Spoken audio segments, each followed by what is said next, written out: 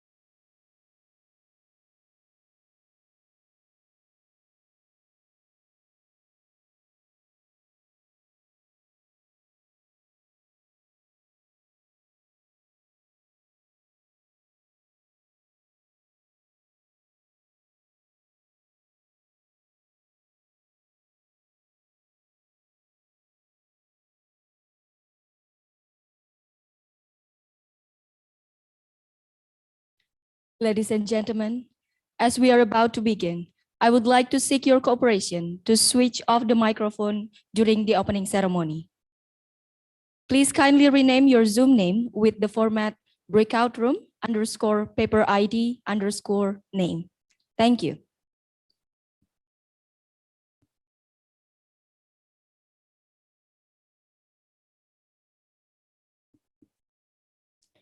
His Excellency Rector of Universitas Pendidikan Ganesha, President of Don Mariano Marcos Memorial State University, Philippines, Vice Rector of Academic Affairs and Partnership, Vice Rector of Financial Affairs, Vice Rector of Student, Alumni, and Public Relation Affairs, Head of the Research of Community Service Institute. We would also like to recognize and welcome the Dean and Vice Dean in all faculties at Universitas Pendidikan Ganesha.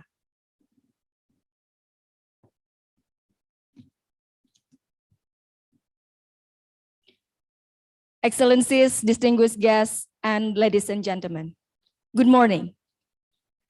We are delighted to welcome you to the 4th International Conference on Innovative Research Across Discipline 2021. Organized by Research and Community Service Institute of Universitas Pendidikan Ganesha, Indonesia, in partnership with Don Mariano Marcos Memorial State University, Philippines, as the co-host. This conference is a biennial international academic conference, which encourages academics and scholars to exchange ideas. The theme for this year's conference is Enhancing Sustainable Development Through Innovation and Creativity. As a platform for cross-discipline studies among international researchers and scholars, ICIRAD facilitates respectful discussion and provides opportunity for making new networking across disciplinary borders of natural sciences, humanities, technology, arts, health, and medicine. This conference has been conducted since 2015, and this year, 2021, becomes the 4th event.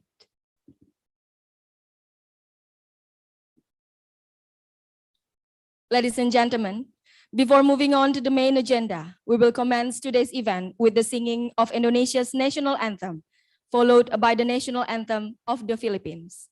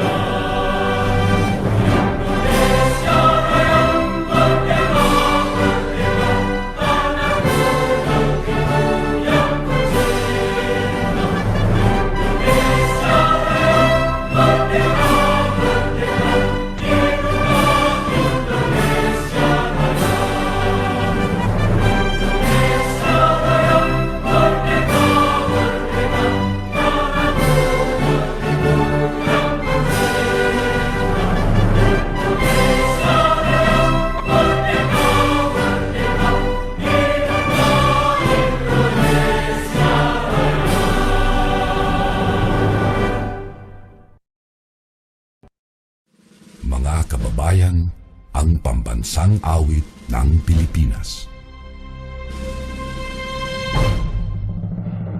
Kayang magiliw, telas ng sinakanan, alam ng puso, sa titik mo'y buhay, lupang hinihin.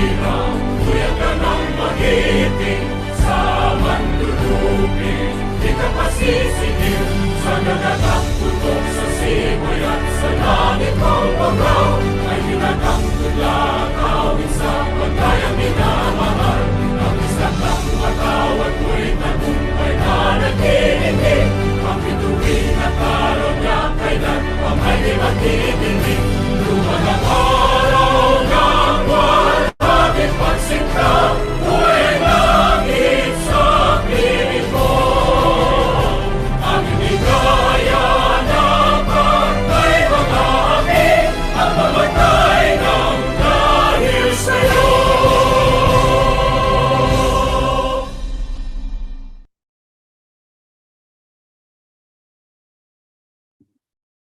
Distinguished guests, ladies and gentlemen, may I invite everyone to invoke the Almighty and start this opening ceremony by a prayer. Pray, begin.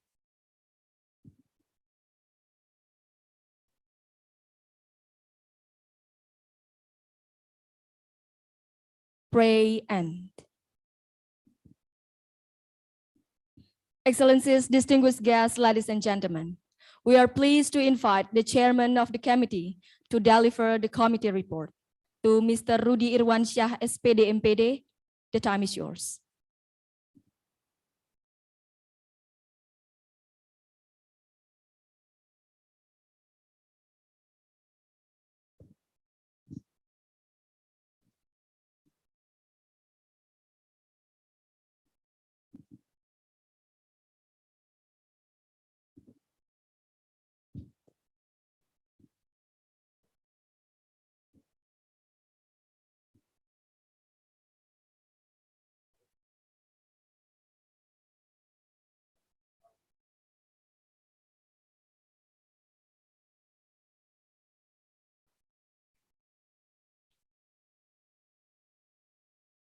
Good morning. I welcome to the 4th International Conference on Innovative Research Across Discipline, known as ICIRAD 2021. The Most Honorable Rector of Universitas Pendidikan Ganesha and the President of Don Mariano Marcos Memorial State University. The Most Honorable the keynote and invited speakers, Professor Dr. Dor Abrahamson, Dr. Gederas Bendantes, Dr. Nora Oredina, Ibu Dewi Patmo PhD, and Professor Ahmad Joyo Sugito. First, let us send to our profound gratitude upon Tuhan Yang Maha Esa, Ida Sang Yang Widiwasa, the Almighty God, for His blessing of the opportunity to have this event, the 4th International Conference on Innovative Research Across Discipline, ICIRAD 2021. It is my honor and pleasure as a chairman of this event and welcome you all. This conference is organized by the Research and Community Service Institute of Universitas Pendidikan Ganesha in partnership with Don Mariano Marcos Memorial State University, Philippines, as a platform for cross-discipline studies among international researchers and scholars across the world. In these years, this conference carrying the theme, Enhancing Sustainable Development Through Innovation and Creativity. In this event, attended by over 150 presenters with 60 abstract submissions.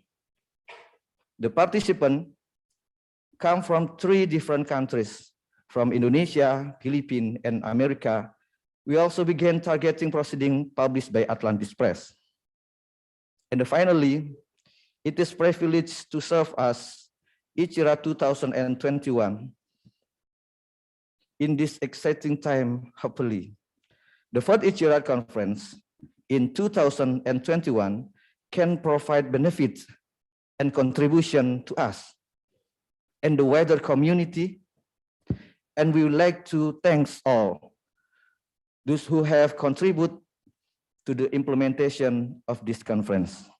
And the last enjoy the conference. Om Santi Santi Santi Om. Wassalamualaikum warahmatullahi wabarakatuh. Selamat pagi.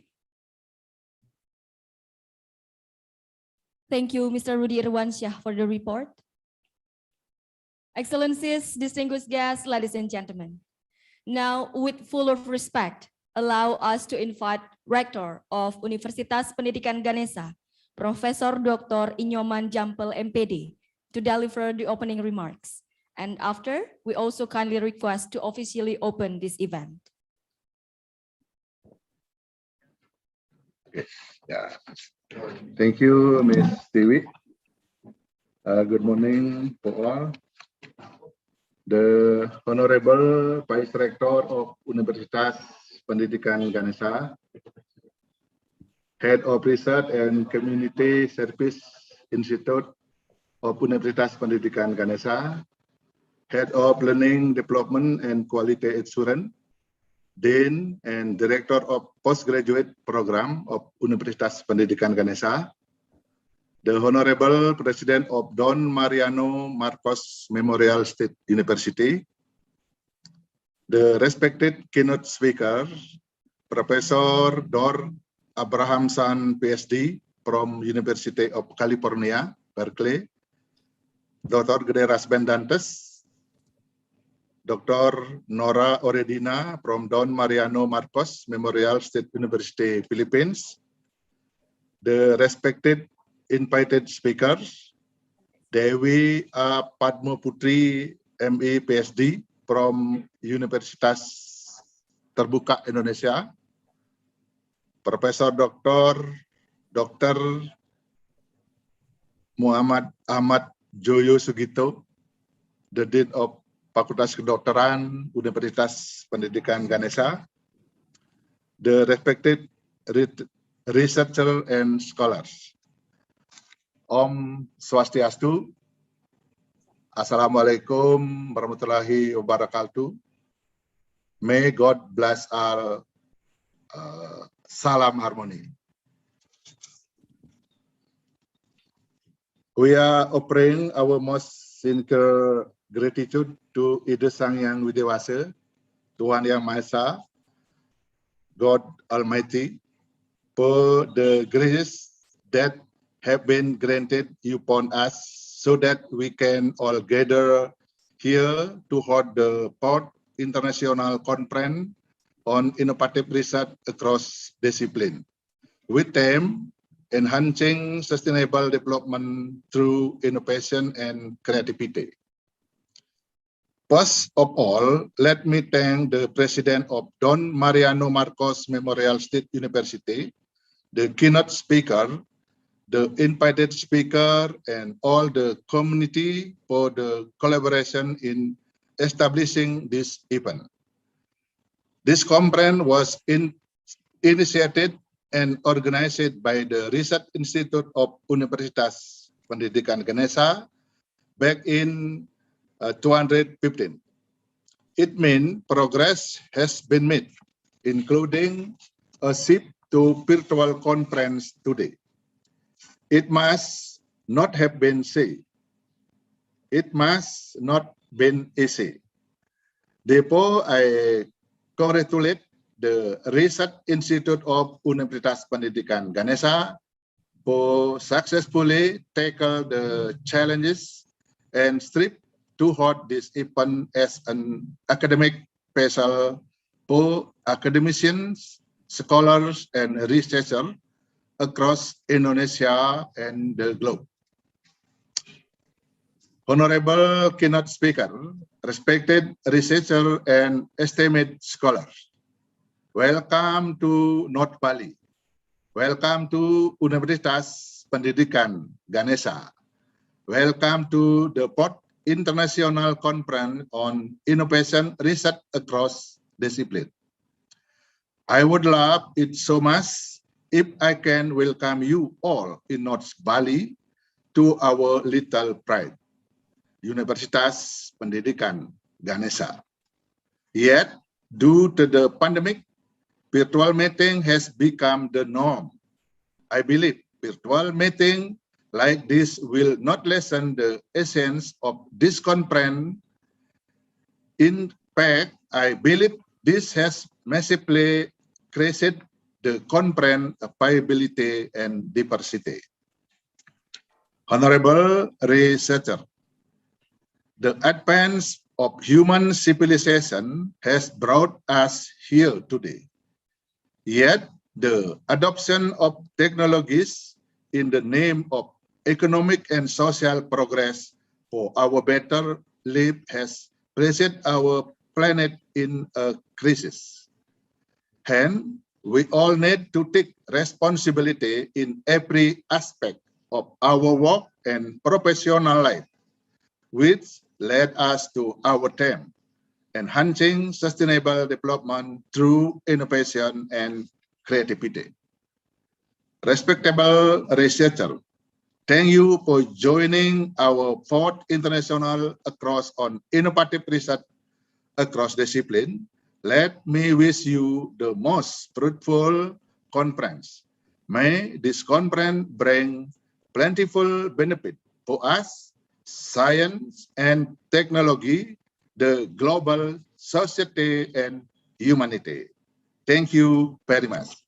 Om Santi, Santi, Santi Om. Wassalamualaikum warahmatullahi wabarakatuh. Salam harmoni.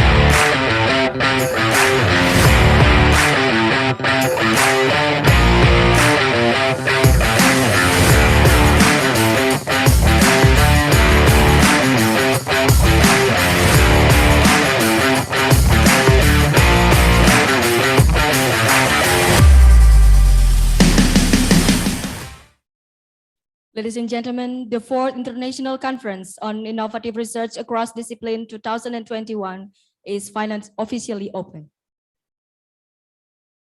Excellencies, distinguished guests, ladies and gentlemen, let us now hear a message from the President of Don Mariano Marcos Memorial State University, Philippines, as our co-host university. Ladies and gentlemen, please welcome Dr. James I. Manuel Jr.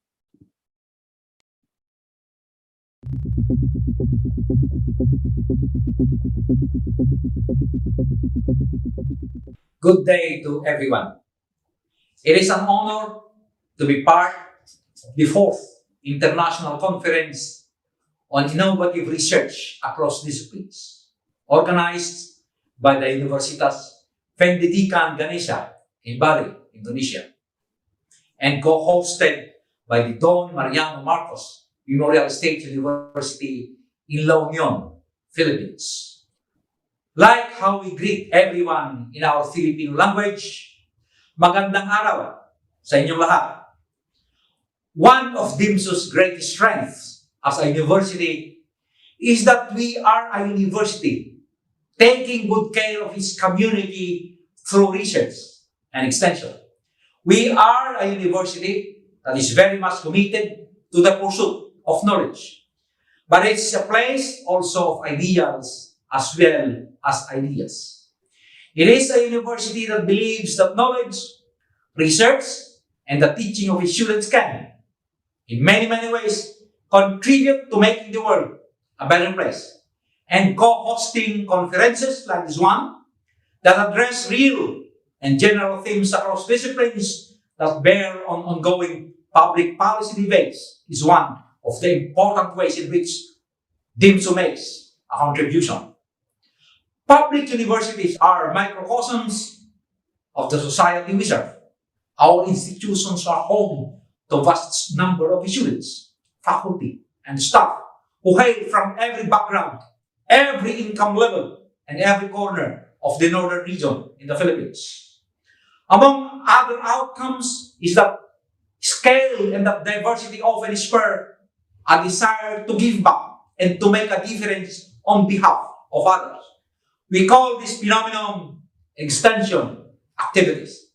And at DIPSO, research and extension is a rich vein running through the bedrock of teaching and research. Many of the students and faculty members at the DIPSO, for example, see research and extension as a hallmark of the education. Our university is, and ought to be living, a laboratory for new ideas and new solutions. Our physical campuses provide a means for society to test new innovations in medical sciences, engineering, education, agriculture, fisheries, and aquatic sciences, languages, and humanities, law, and many more. And our communities provide a means for society to explore complex questions and to solve pressing global challenges. We have been pushing forward people-to-people connectivity, and through this co-hosting of the ICIRAD 2021, we are celebrating diversity, friendship, and harmony, and most especially the culture of research in the global community. We have been pushing forward connectivity and cooperation frameworks and increasing the collaboration among our colleagues in Indonesia, one of which is Universitas Pendidikan Ganesha. Deepening intercultural communication, increasing regional networks and linkages, languages and arts appreciation, and academic cooperation present opportunities and tools that would accelerate harmony in Southeast Asia, which in turn would also realize our university's mantra, embracing world-class standards. Realizing the need for a strong partnership has turned today's academics into generating and serving the 21st century learners' quests towards a more competitive world market. One of the challenges posed is developing a world-class learning community that is reflective of the academic, industrial, and cultural differences. We wish you the best of luck. We are very happy that you have chosen DIPSO as your partner in this year's International Conference on Innovative Research across disciplines. Maraming salamat at mabuhay po tayong lahat.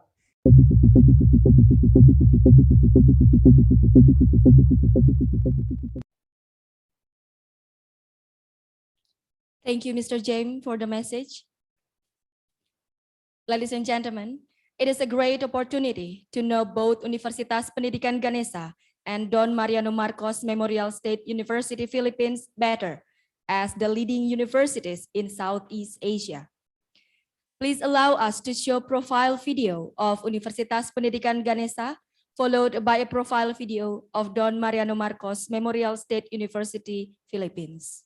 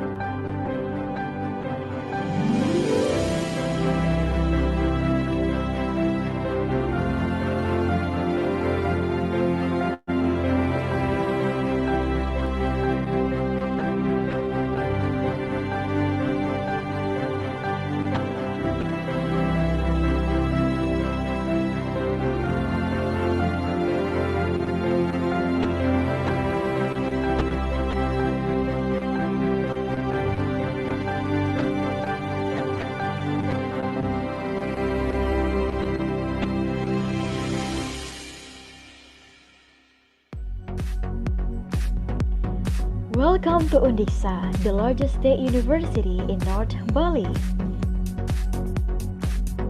Undiksa had developed for a long time ago It was started in 1955. B1 course for Indonesian language was established to create Indonesian language teacher candidates. It developed to become FKIP Udayana University in 1962, STKIP Negeri Singaraja in 1993, and IKIP Negeri Singaraja in 2001. Finally, in 2006, Universitas Pendidikan Ganesha was officially established. Undiksa was the largest educational university in Bali, organized educational and non-educational study programs to create teacher candidates and non-educational professional graduates.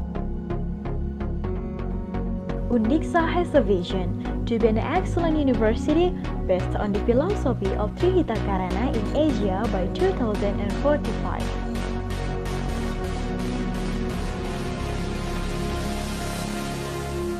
Located in Singaraja City, North Bali, Indonesia, Undiksa now has 8 faculties and postgraduate programs, with 11 Diploma 3 programs, 37 bachelor programs, 14 master programs, 3 doctoral programs, and 2 professional programs.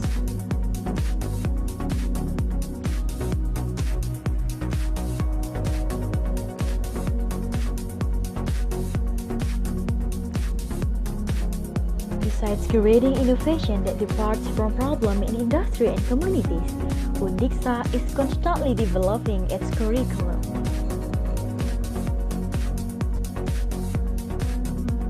The implementation of the curriculum follows the development of science and technology in the industrial area, which is supported by very adequate supporting facilities and infrastructure.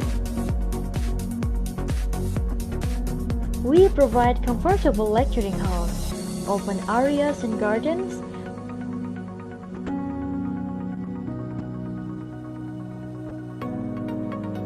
national and international standard sports facilities,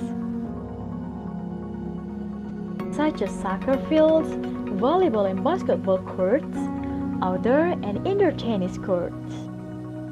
In 2021, Undiksa has 12,756 students and 469 lecturers. We have 40 professors, 141 lecturers with doctoral degree, and 288 lecturers with master degree. To be Undiksa students, there are 3 different tests to enter this university, such as SNMPTN, SBMPTN, and SMPTN. Tuition fees at Undiksa are very affordable. Semester tuition fees start from 500,000 rupiah per semester, which is adjusted to the economic conditions of prospective students. At Undiksa, students not only learn from the academic development, but also for an academic area. There are 24 students' activity units that will develop students' talents and interest in sports and arts, as well as students' organizational skills. Through these academic and non-academic programs, Undiksa has achieved the various national and international achievements.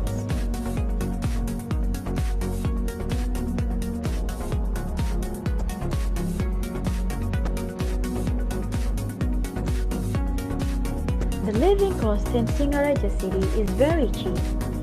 With a cost of 750,000 rupiah, students can meet their daily needs for a month. Rental houses are also easy to find around campus with varying annual rents. The nature of Buleleng Regency, which is Negara Gunung, makes Buleleng has many beautiful and easy to reach natural tourism destinations, such as beaches, waterfalls, and botanical gardens, so that students are not difficult to find a refreshing place. So, let's study at Undiksa for a better future. Education is the best escalator for social change.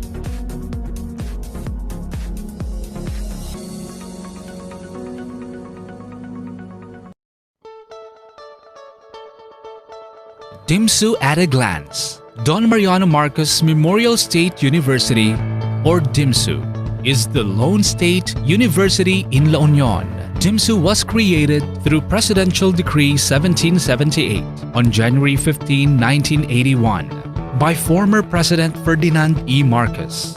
Founded on the philosophy total human development with appropriate competencies, DIMSU was born out of the merging of 5 former schools of La Union, namely Don Mariano Marcos Memorial State College at Bacnotan, La Union School of Arts and Trade at City of San Fernando, La Union, Community College of La Union at City of San Fernando, La Union, Southern Ilocos Polytechnic State College at Agoo, La Union, and Sapilang Elementary School at Bacnotan, La Union.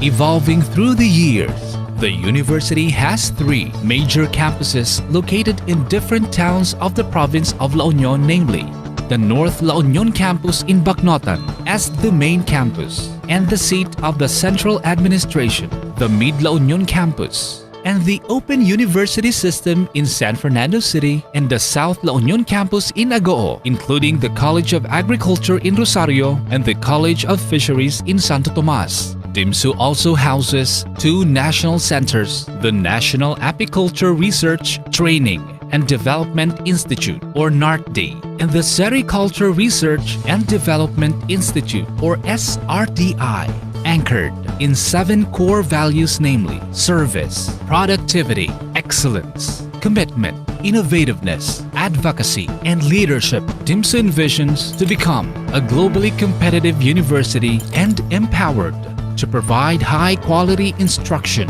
research, and extension.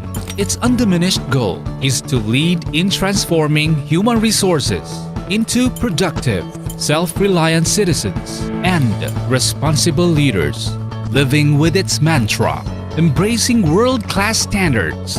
DIMSU made an effort to achieve ISO certification through the efforts of the committed and hard-working personnel.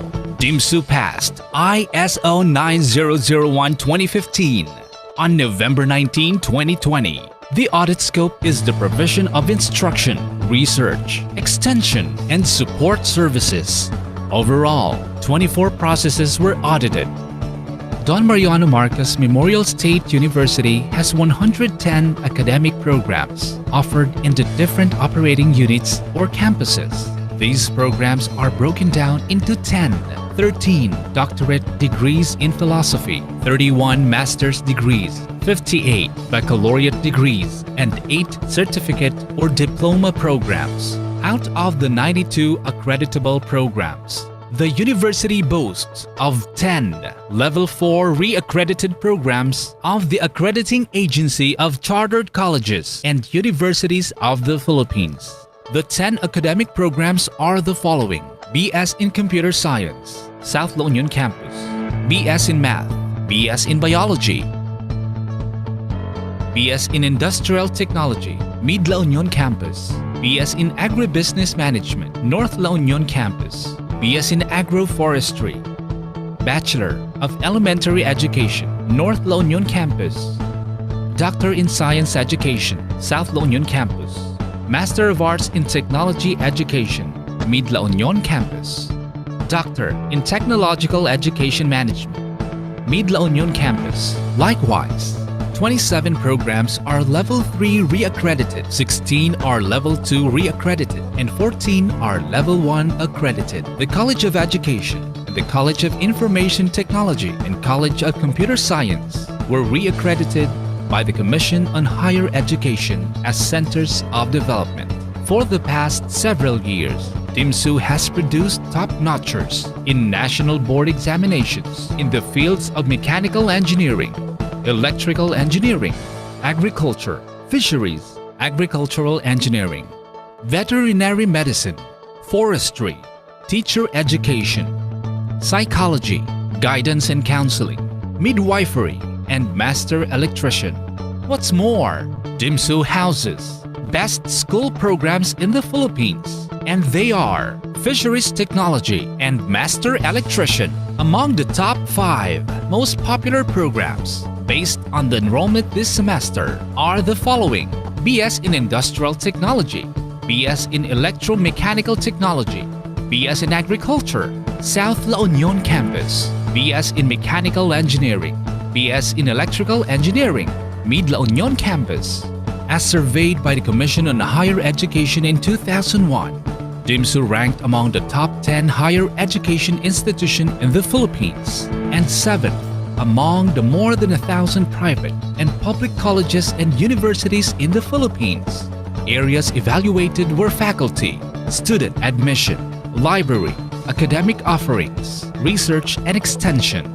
DIMSU was also listed in the CHED 2011 to 2016 Roadmap, Public Higher Education Reform, as one of the 19 leading state universities and colleges in the Philippines.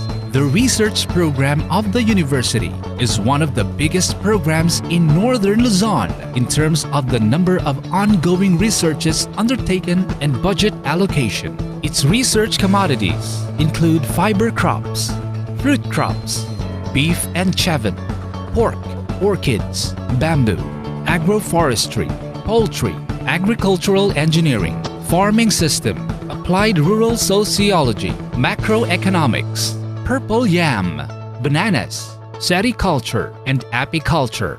DIMSU has recently been named by DOST Picard as top intellectual property filer.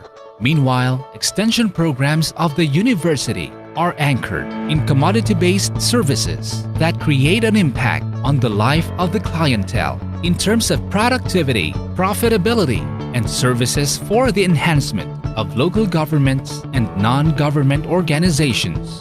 DIMSU Techno-Pinoy, also known as Farmers Information and Technology Services, or FITS, has been named by the Philippine Council for Agriculture, Aquatic and Natural Resources Research and Development as one of the country's active and functional centers, acknowledged for its distinct competence, expertise, and resources. DIMSU is home to a number of special projects. These include the Sericulture Research and Development Institute, or SRDI, National Apiculture Research, Training and Development Institute, Fisheries Research and Training Institute, DIMSU Pig Extension and Research Farm, Philippine Carabao Center, Affiliated Non-Conventional Energy Center, Metal Crafts, and Innovation Center. At present, the university is sprawled on 1,120 hectares, cozily splintered in its 3 major campuses: North La Union Campus, Bacnotan and Balawan Towns, Mid La Union Campus, San Fernando City, and the South La Union Campus, Agoo, Santo Tomas, and Rosario Towns. True to its goal of transforming human resources into productive, self-reliant citizens and responsible leaders, DIMSU continues to help drive national sustainable development.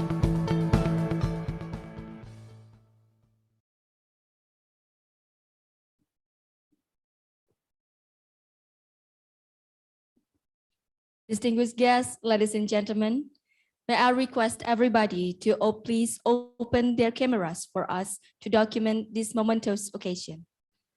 For the operator, please be ready.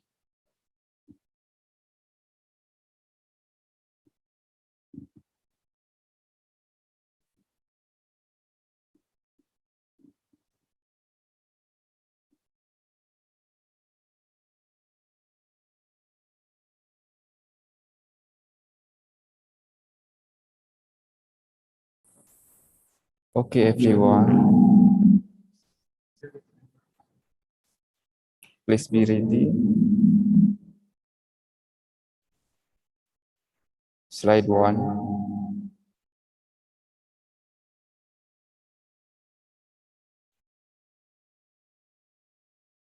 Slide 2. Thank you.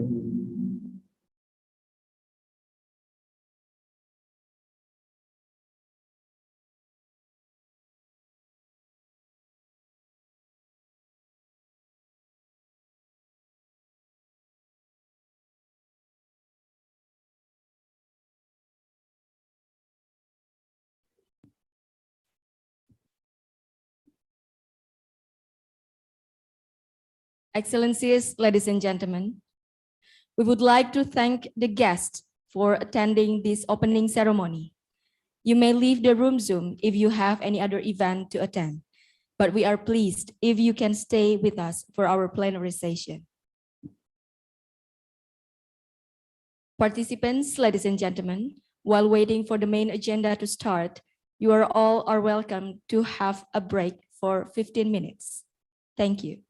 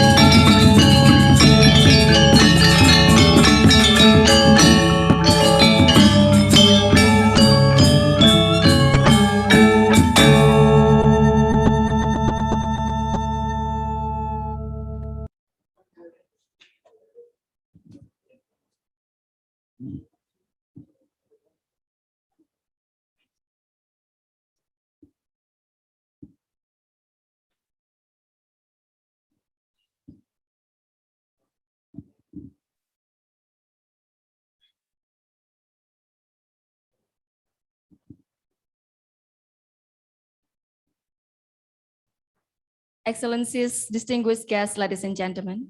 Now we are coming to the main agenda of the conference. Our agenda for today are 2 plenary sessions and then followed by parallel session. For the first plenary session, we will have Professor Dor Abrahamson, PhD, from University of California, Berkeley, and Dr. Gede Rasben Dantes, STMTI, from Universitas Pendidikan Ganesha, Indonesia. The moderator for this session is Dr. Rernat Igusti Ngurah Agung Surya Putra, STMSC, from Undiksa. Good morning, Mr. Surya Putra. Good morning. Thank you very much. Good. Are you ready for this? Yes. All right. I'm looking forward. So for Mr. Surya Putra, the screen are all yours. Okay, thank you very much. Good morning, ladies and gentlemen. My name is Surya. I have a long name, but you can call me Surya. It's the easiest way. And I will be the moderator for the first plenary session. There are 2 keynote speakers in this session. The first one is Professor Dr. Abrahamson, PhD, from the Graduate School of Education, University of California, Berkeley.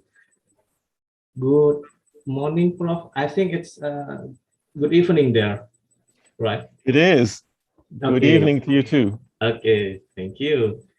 Yeah, so Prof. Abrahamson graduated his PhD degree in Learning Science, Northwestern University, USA.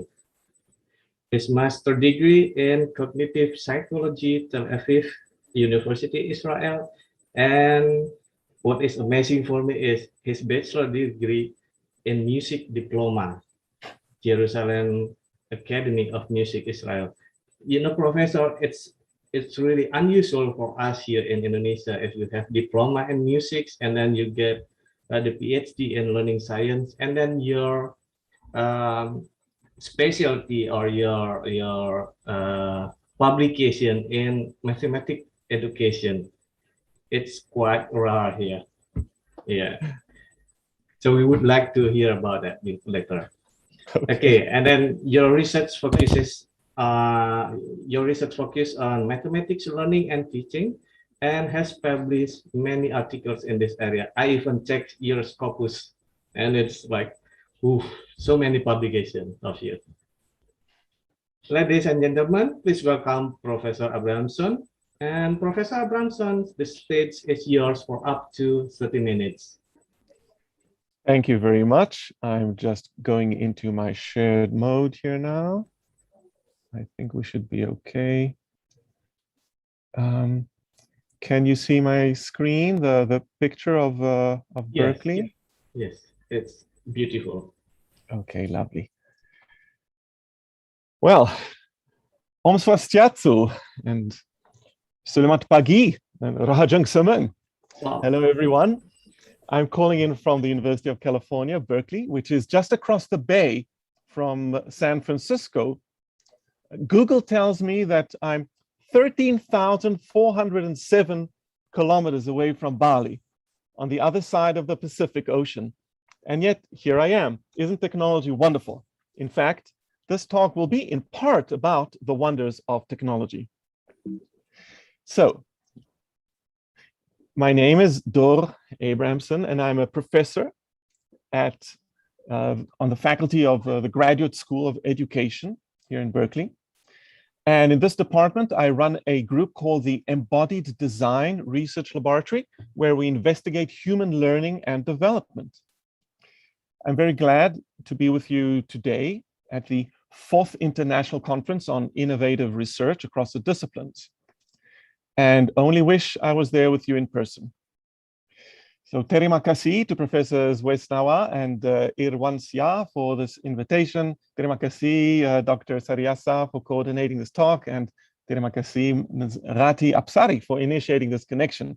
I'm honored to be giving this keynote.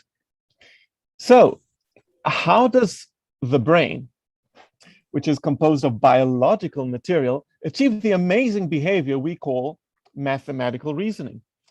Because if we had answers to this question, we might be in a better position to organize students' education in mathematics, building on a century of research in psychology, including cognitive developmental psychology research on babies and young children, as well as cognitive psychology and neuroscientific research on adults. We have reason to believe that all concepts, including what we often call abstract ideas, such as mathematical concepts, begin from simple biological behaviors in the world, using our senses and actions to interact with the environment. So we are talking about the sensory motor roots of mathematical reasoning. Immediately, though, we must ask ourselves the following questions, which indeed frame our research. What are the sensory motor roots of mathematical concepts? What do we mean by that? And so current theory appears to suggest that if you want to learn a new mathematical concept, you have to develop a new sensory motor capacity. That is, you need to learn to move in a new way. Well, again, if this is true, then it would really help if we knew more about how this happens. So, what are critical components or events in developing a new sensory motor capacity? Now, it is one thing to talk about learning to move in new ways in everyday natural and cultural settings, such as cooking food, going to the market, or reading bedtime stories. But can we as educators create the circumstances where young people learn to move in a new way that would support their mathematical learning? How would we do that? How should we think about it? And so, can educators shape students' sensory motor experiences? Then again, what might it look like to target specific content in the curriculum, such as fractions, algebra, or conic sections? So specifically, can we create sensory motor experiences for particular concepts? Of course, being able to move in new ways doesn't seem to guarantee that you understand this movement mathematically. And so, what is the learning progression from a sensory motor experience to a concept? Common sense tells us that there's a deep gulf separating between, on the one hand, moving your body, and on the other hand, the type of work we do in mathematics, which typically involves writing symbolic notation. And so, how does this alchemy work? Could it be that our common sense is wrong, and that in fact, the cognitive work of doing mathematics is always sensory motor activity? In particular, how does this sensory motor experience become expressed as normative mathematics? If we are to support students in learning to move in a new way and make mathematical sense of that, we might want to use dedicated educational resources, such as various artifacts. What should these be? That is, what forms of technology might enable the training of new sensory motor capacity? Well, when scientists have questions, unlike philosophers, we pull up our sleeves and get to work. We do research.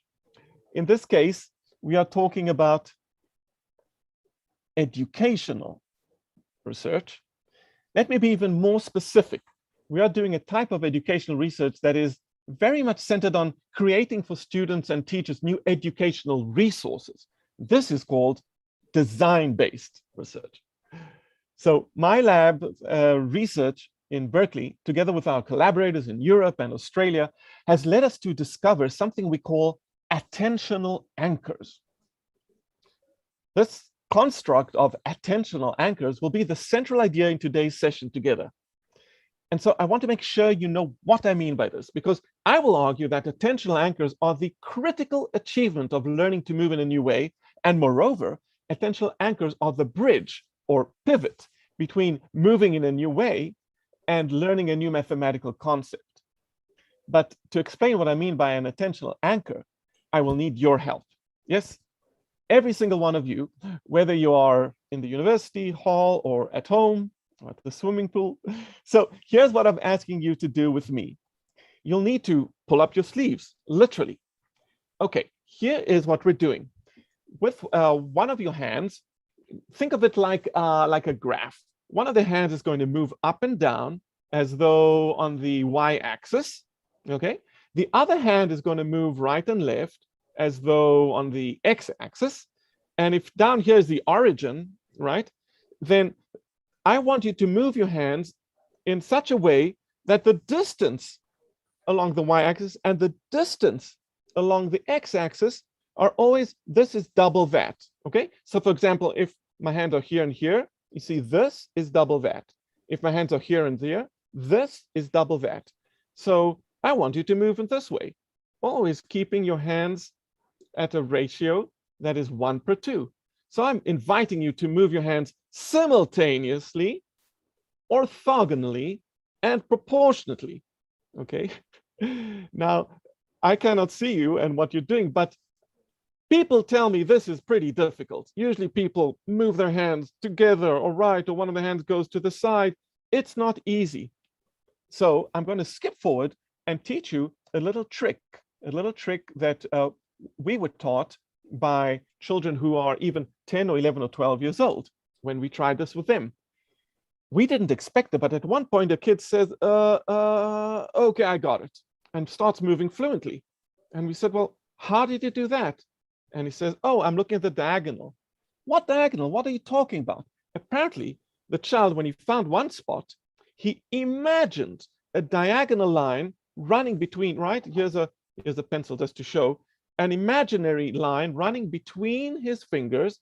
He says, as long as I move this imaginary line sideways, keeping the same angle, then I'm going to be fine. And so he imagined, he surprised us. And later, lots of students said the same thing over and over. I'm going to imagine this line here. And so that is an attentional anchor.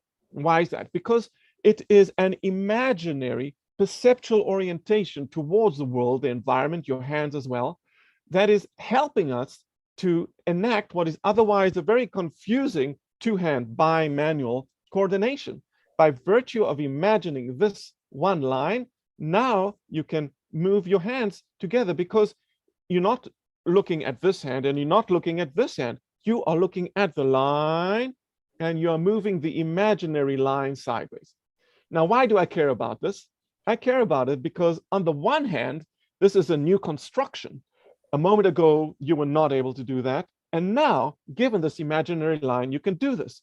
On the other hand, look how it relates to so many mathematical branches of study. One thing you are doing is you are dilating triangles that are all similar of 1/2. You could speak about the trigonometric functions. You could talk just simply about ratio and proportion or about geometrical similitude. And all of this because there's a new thing here. There's a new object, a new imaginary construction that is enabling you to coordinate your hands. So according to the theory of embodiment, these attentional anchors could be the pivot between your initial behavior and learning. And now this line could then take you on into mathematical discourse. So critically for our work, an attentional anchor such as this diagonal line is the mind's solution to the problem of engaging with the world in a new challenging way.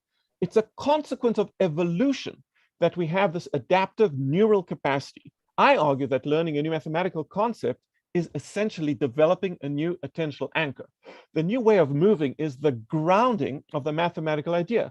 For example, if you don't have a sense that the arithmetic operation of addition is about, well, adding stuff, then you'll have a hard time understanding the meaning of the plus sign.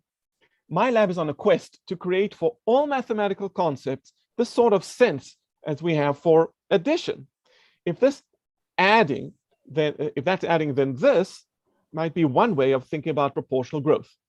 As I'm about to show you, we have found attentional anchors so important for learning mathematics that we create learning environments and activities specifically dedicated to offering students opportunities to develop these attentional anchors. So as educational researchers, we are a bit like choreographers of a new dance. We are building new attentional anchors. So these are conceptual choreographies. I am a designer of mathematical choreographies, or micro choreographies, if you will. But of course, ultimately, it is the students who are building their own attentional anchors, just like you built the diagonal line in your imagination to enable you to perform this challenging bimanual movement. So we're building attentional anchors so that students will build them themselves. Great. So we got through the title page of my talk in just 10 minutes, not bad. Hopefully you have some sense of what an attentional anchor is. But now I need to tell you where this idea of an attentional anchor comes from, how we work with it, and why we believe that students are actually developing these perceptual structures. So that's what I'll be chatting about in the next 20 minutes. So let me position the research program. The theory we use is radical enactivist cognition and radical constructivism. That is an insistence that human cognition is a form of modal activity that develops through and for the enactment of situated, embodied interactions in natural and cultural environments. Our working hypothesis, derived directly from radical enactivism, is that learning to think in a new way is primarily learning to move in a new way. But how do people learn to move in new ways? Well, luckily, there's a century of research in the movement sciences, going back to Nikolai Bernstein. With our collaborators, primarily Arthur Bakker's lab in Utrecht University, our lab has been pioneering the application of the movement sciences, including the complex system theory of coordination dynamics, to the empirical study of mathematics learning. And we have run what must be the first graduate level seminar on this research. This seminar is now a programmatic requirement for graduate students of the learning sciences at Berkeley. The technology of various embodied interaction platforms like remote sensors and multi-touch tablets, with which we can create environments for people to learn to move in new ways. And the methods are multimodal learning analytics for monitoring a variety of neurobiological behaviors, such as eye gaze patterns and kinesiological routines, and finding patterns within these big data. All this means we can promote scientific evaluations of embodiment theories of mathematics, design, teaching, and learning. In particular, the convergence of developments in theory, technology, and methodology has enabled our lab to formulate new theory of learning that promote a view of perception as the pivotal phenomenology in grounding mathematical concepts. We like to say that learning is moving in new ways.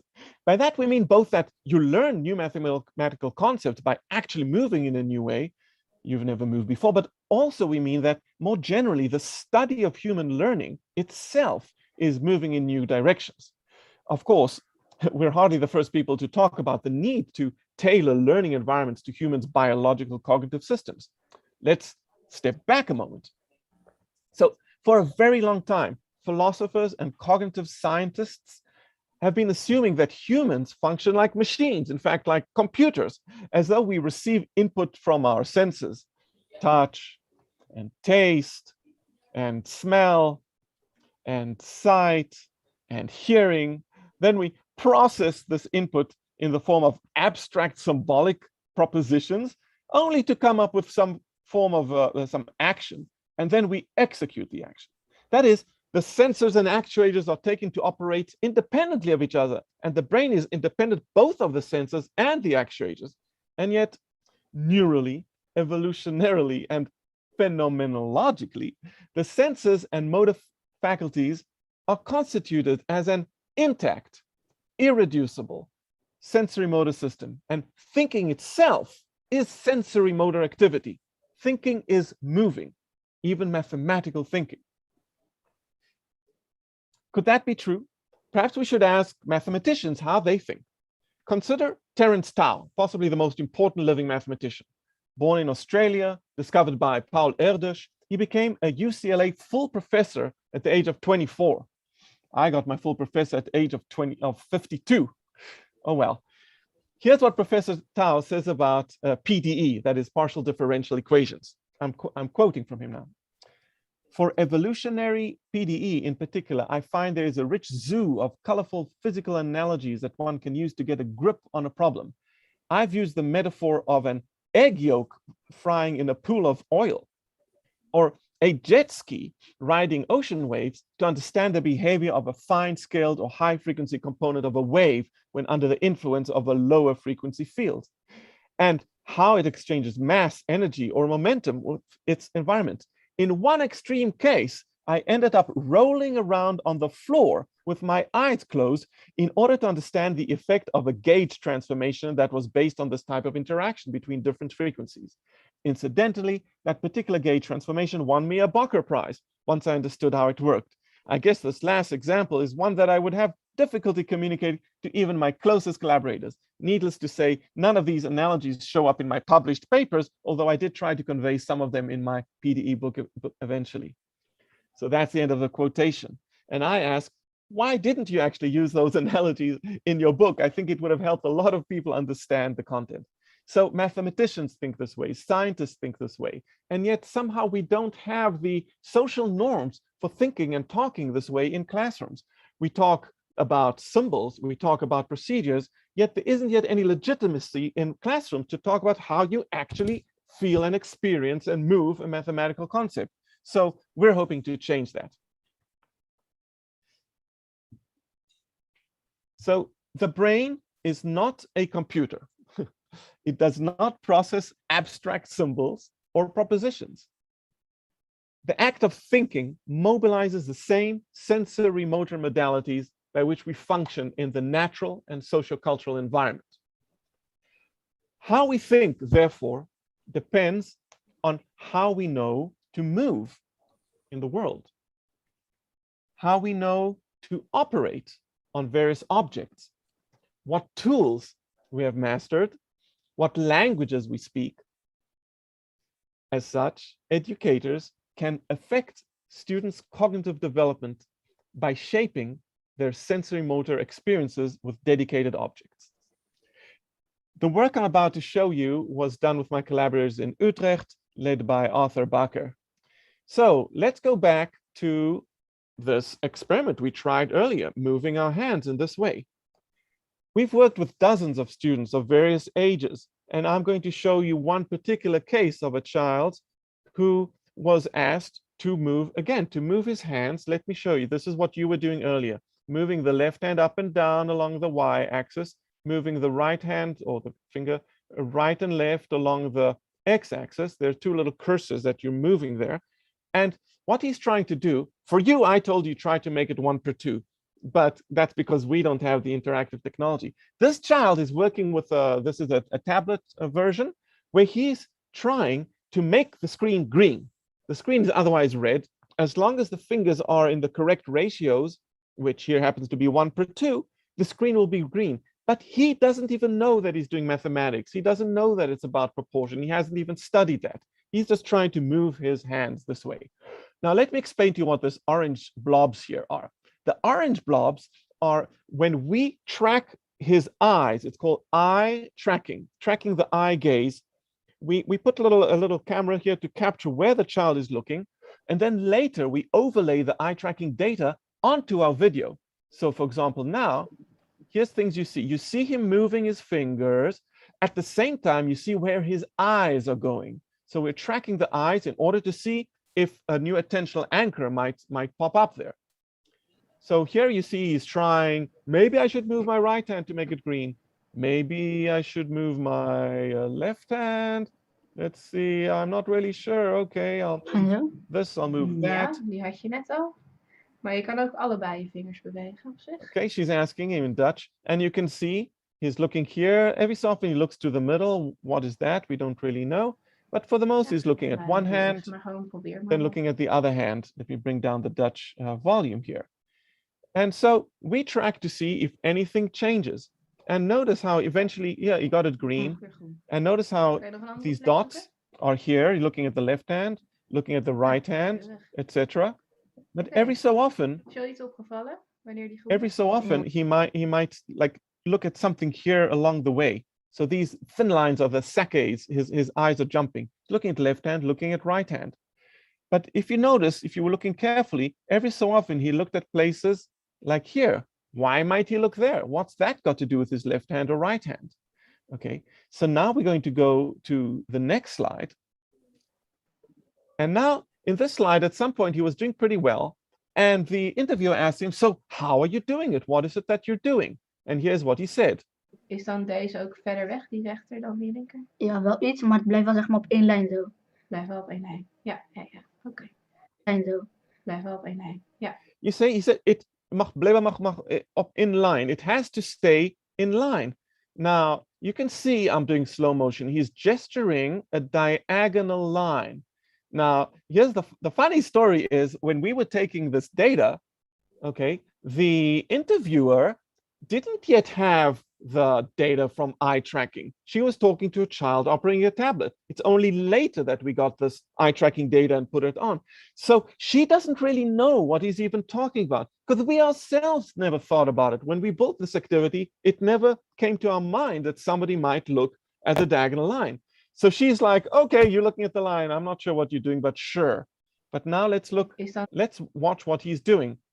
So now he's trying one more Kan je nog time. één keertje dan weer dus bij het begin beginnen? Ja. En dan dus weer naar buiten toe, terwijl je het scherm groen houdt. Now watch where his eyes are going. Look, he's already put his fingers where a place where he is expecting green. Dan kijken of je het in één keer kan doen. Now look at the orange blob that's telling us where he's looking. He's no longer looking at his left hand. He's no longer looking at his right hand. He's looking here somewhere on the screen. Now here there's no stimulus, no line, no contour. There's nothing there at all. He's looking here, and every so often you'll see he kind of refers down to the bottom left here, to the origin. Remember, we never told the child what to do. We never demonstrated it. We never asked him. We never suggested in any way whatsoever how he might go about doing this.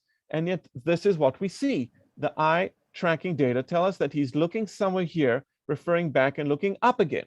And so I'm going to suggest here, I'm going to Kan je nog één keertje add dan this, weer dus bij het I've begin? added just for you this white line to suggest that he's looking at this thing. Not only is he looking there, he keeps checking back to the origin. And so what we see here is the birth of a new attentional anchor. What, as the kid said, he's looking at the line. And in fact, let me bring up this thing here. Okay, so the new structure, the diagonal line, emerges in the child's orientation towards the environment as a perceptual solution to the sensory motor problem of coordinating the co-enactment of two independent movements. And we care about this because this is the first time, possibly in his life, that this child has moved in a proportional way. And just like all children know what adding means, you know, adding stuff, it is our lab's vision that for every mathematical idea, you will have some kind of grounding movement that gives meaning to the mathematics. So that mathematics is not just like symbols and algorithms and procedures. It is about something you know to do, something you feel, something that you can enact. Now, the next slide asks, well, what happens when teachers already know a task attentional anchor? And remember, early on, I showed you this interviewer speaking to a child, and he says, "It mag op in line," and you know, gesturing the diagonal, the way that he's looking, and the teacher was like, "Yeah, sure, the line." But now, a few months later, after we've analyzed this work, you can see a teacher talking to a child, and she knows now. She knows, and you should know there have been several kinds of attentional anchors. I can show you various graphs and diagrams. Some kids look at the diagonal. Other kids looked at the line at the spot up here, if you will, the kind of the Cartesian ordered pair, like the place, like if it were 1 and 2, and then 3 and 6, and 4 and 8. So they're looking to close a rectangle that way. Okay, so kids are looking in different ways, but she's suggesting to this child, maybe you looked at that way. So watch this. En als je je nou een lijn zou voorstellen die van je ene vinger naar je andere vinger gaat. Ja. Heb je die al eerder voorgesteld? Ja, wel een paar keer. So now the teacher is able to speak to a child, and you can see how the line, you can see how the child's, right? She's looking across. The teacher is able to speak to the child about an imaginary object that is enabling this child to operate in a particular way. And so now they can talk about this. And this shows you the value of doing this kind of research, where we can pick up with eye tracking how children are making sense of their movements. And then we can tell teachers, and we can tell about the various different ways that children move their hands in order to accomplish a task. And that enables us to create resources for teachers to guide the children. And now, how does this translate now into mathematics that is more familiar to us? Let's look at the next slide here. Okay, what we've done here is, on the tablet, where the kid has been moving, we've now layered the piece of paper. And so I know it looks like a tablet, but this thing here is really a sheet of paper.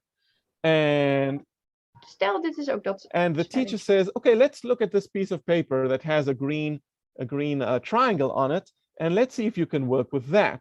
Show us where the next green. So now, and so now you will see how the child is trying. Stel, dit is ook dat spelletje op de iPad. Dus deze is een driehoek nu. En die kan je ook heen en You'll weer see how the bewegen. child is working on paper and En trying hier zie je to dat hij zo zat ingesteld dat hij zo groen is. trying to emulate what she's done before. So I'll just run this for you this way.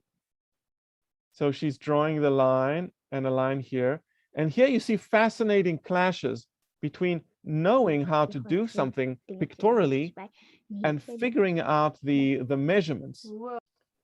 So eventually she's asked, could you put units? And she puts units.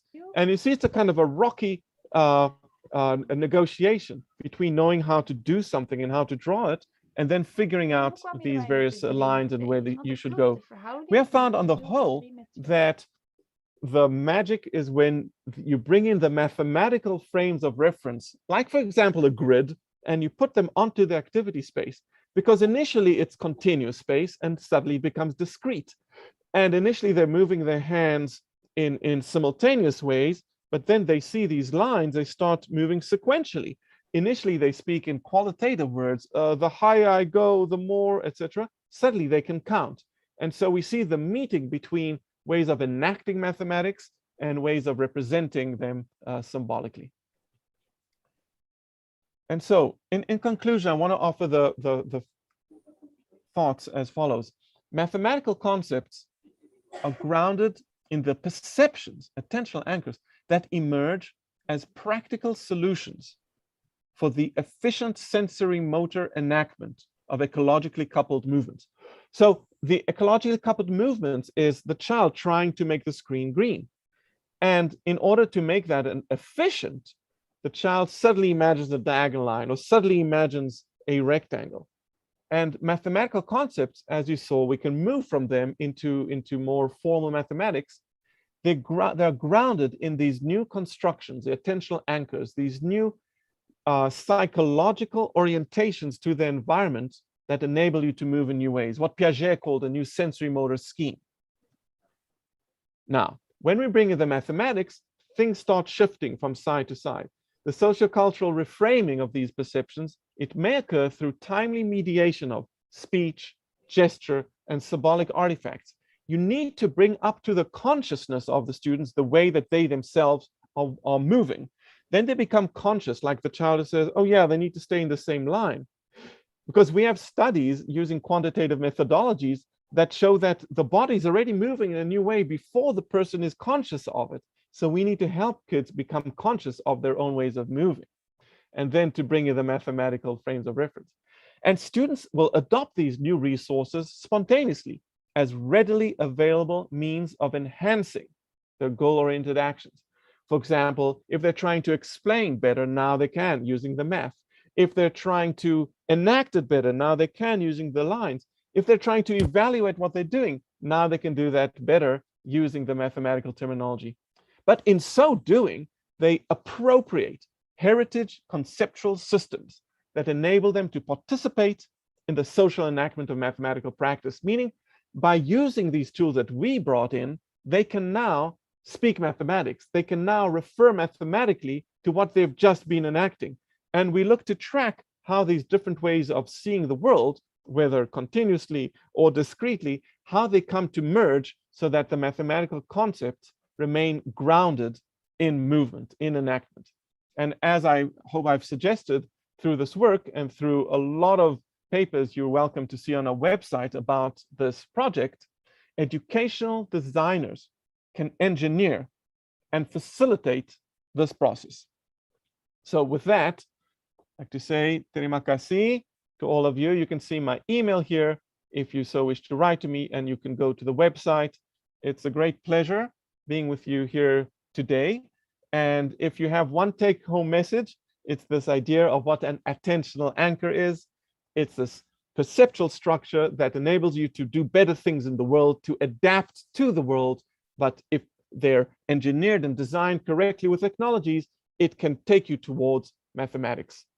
And with that, I will end my talk. Thank you very much.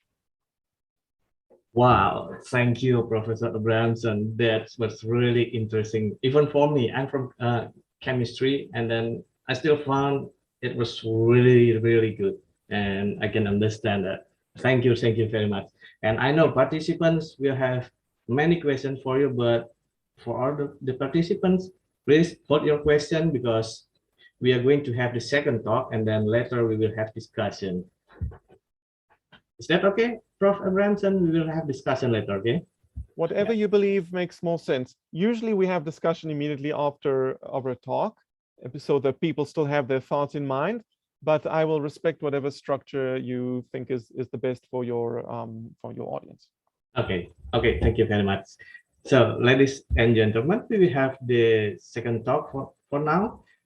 The second speaker is Dr. Gede Rasbendates, STMTI from Universitas Pendidikan Ganesha.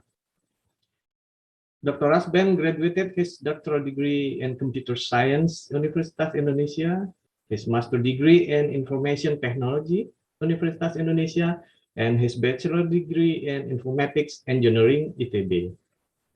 As one of the vice rector of UNIXA, we know that Dr. Rasben is super busy with the academic affairs in the university. However, he always shows his productivity in research and publication, specifically in the scope of the information technology. So, ladies and gentlemen, without further ado, please welcome Dr. Rasben, and the stage is yours for up to 30 minutes. Yeah, thank you, Pak Ngurah. Thank you, the moderator. Good morning from Bali, Professor Dr. Abrahamson.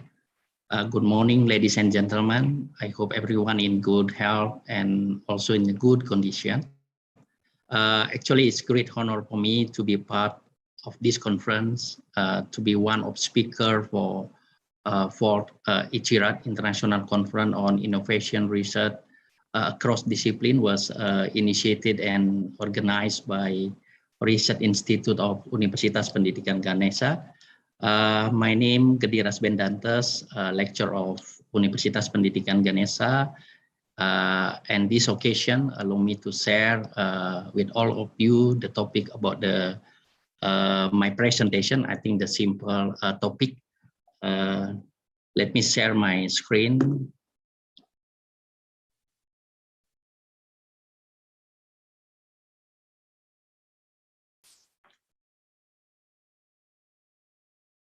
So, ladies and gentlemen, my topic is really simple. I hope this topic will be beneficial to all of us in this conference. And the topic is about the learn in the time of COVID-19, change, loss, and gain.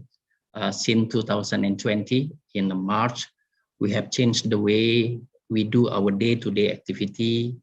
And especially in academic side, we have something lost, and we also gain something. In Universitas Pendidikan Ganesha is one of the academic institution. From March 2020, we already shift from the face-to-face learning to become full online learning, and also we do to adopt the situation. Because before we try to do the teaching and learning process in the classroom, right now we move to the maybe to the home where we also have to do something else, beside the teaching and learning.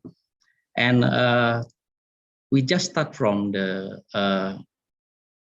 today we are in the Industrial Revolution 4.0, and all known that this evolved from the Industrial Revolution 1.0 with the characteristic with the mechanical production equipment powered by steam and water. And the 19th century we go to the Industrial Revolution 2.0 with the characteristic with the mass production assembly line requiring labor and also electrical energy. And the 20th century, we call in the era is the Industrial Revolution 3.0. We have the automated production using electronic and information technology to support our activity. And today, yeah, we are in the era revolution 4.0, where the intelligent production incorporate with Internet of Things, cloud technology, and also the big data. And I think in this era revolution, industry 4.0, a lot field have involved. Let's say we have Internet of Things already implement in the various aspects. Let's say in the smart farming, and then everyone already applied in the very device that we use in our home, in our house, like air condition and everything. We can also control our electricity from anywhere. We can on and off our light in our home. This is what we implement the Internet of Things. And also the artificial intelligence already implemented in the various aspects. Let's say we have right now a lot of things we do with the artificial intelligence. Let's say we can, we can build the program, or we can build the hardware that they can learn from a human. Let's say everyone know about the robot that called Sophia. They have machine learning to behave like a human. And we use cloud computing to maintain our server and data, and nobody or no institution right now maintain their server by themselves. And we also implement the augmented and virtual reality in teaching and learning to give a new experience for our students, and also to deliver the content knowledge better than before. This is all the field that involved in this era. So I hope in future we have as a academic institution, Universitas Pendidikan Ganesha as an academic institution can take responsibility to produce the qualified and competitive graduate with give our students the literacy that we need to face this era, such as data literacy, or where the student have the ability to read, to understand, to create and communicate the data as information. We also can teach the student how they can mine the data to get the valuable information from the big data, what we mentioned just now.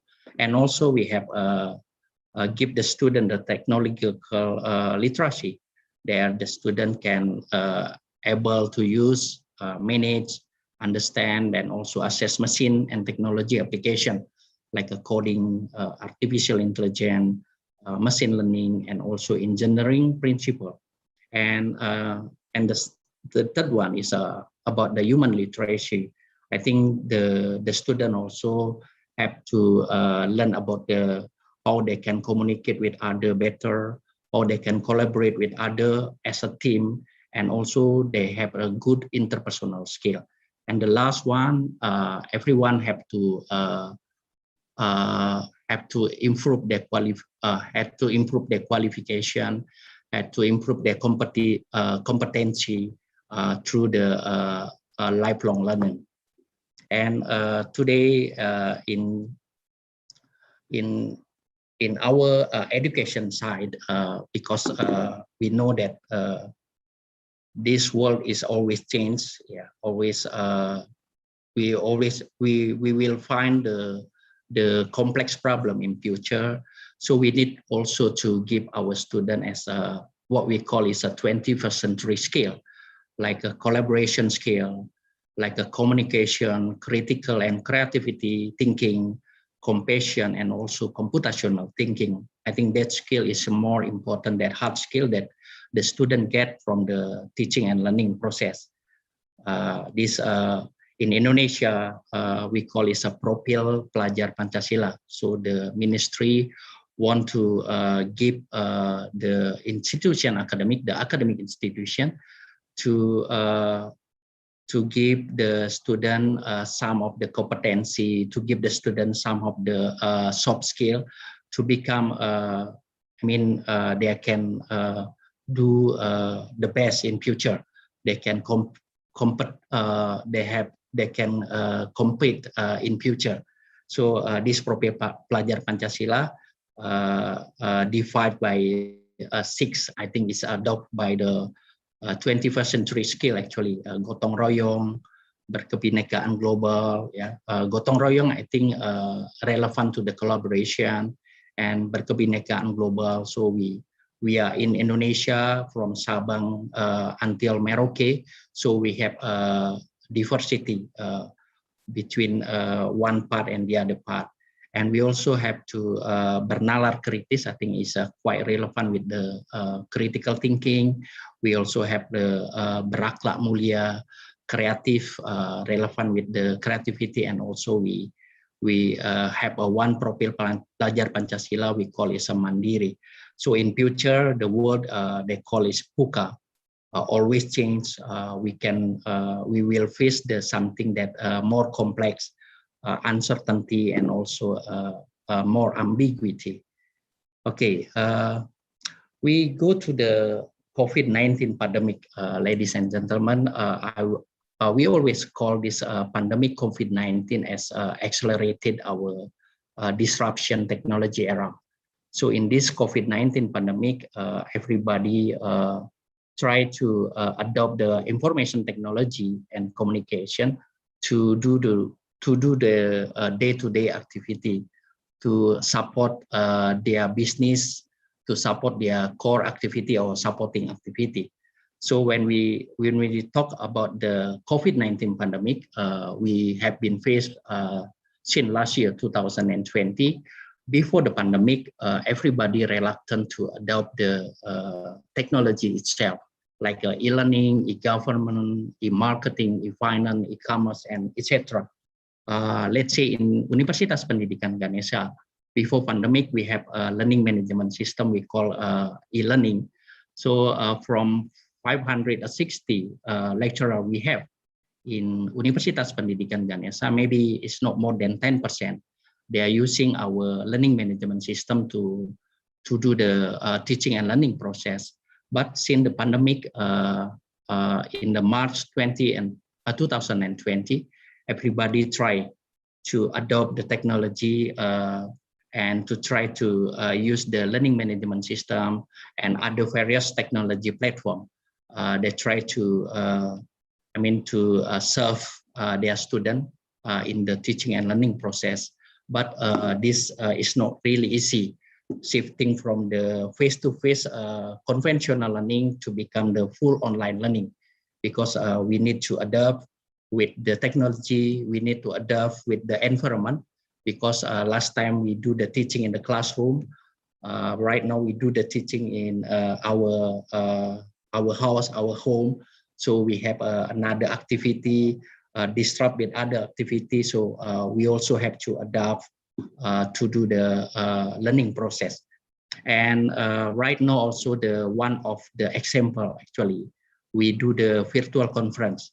When we see the Zoom application or this technology as already available since 2013, it's maybe around 8 years ago, but we not dare to use the technology, we not dare to change, and we always do the conference in person, face to face, and maybe without this technology, Dr. Abrahamson, maybe they can share their material from the other side, from America, from Berkeley.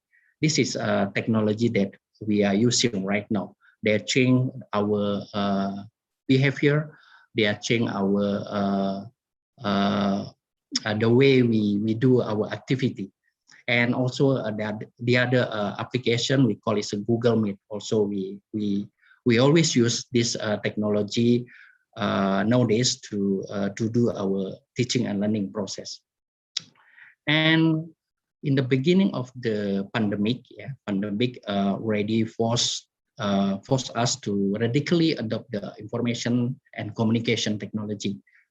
We are shifting from face-to-face learning into the online or virtual learning.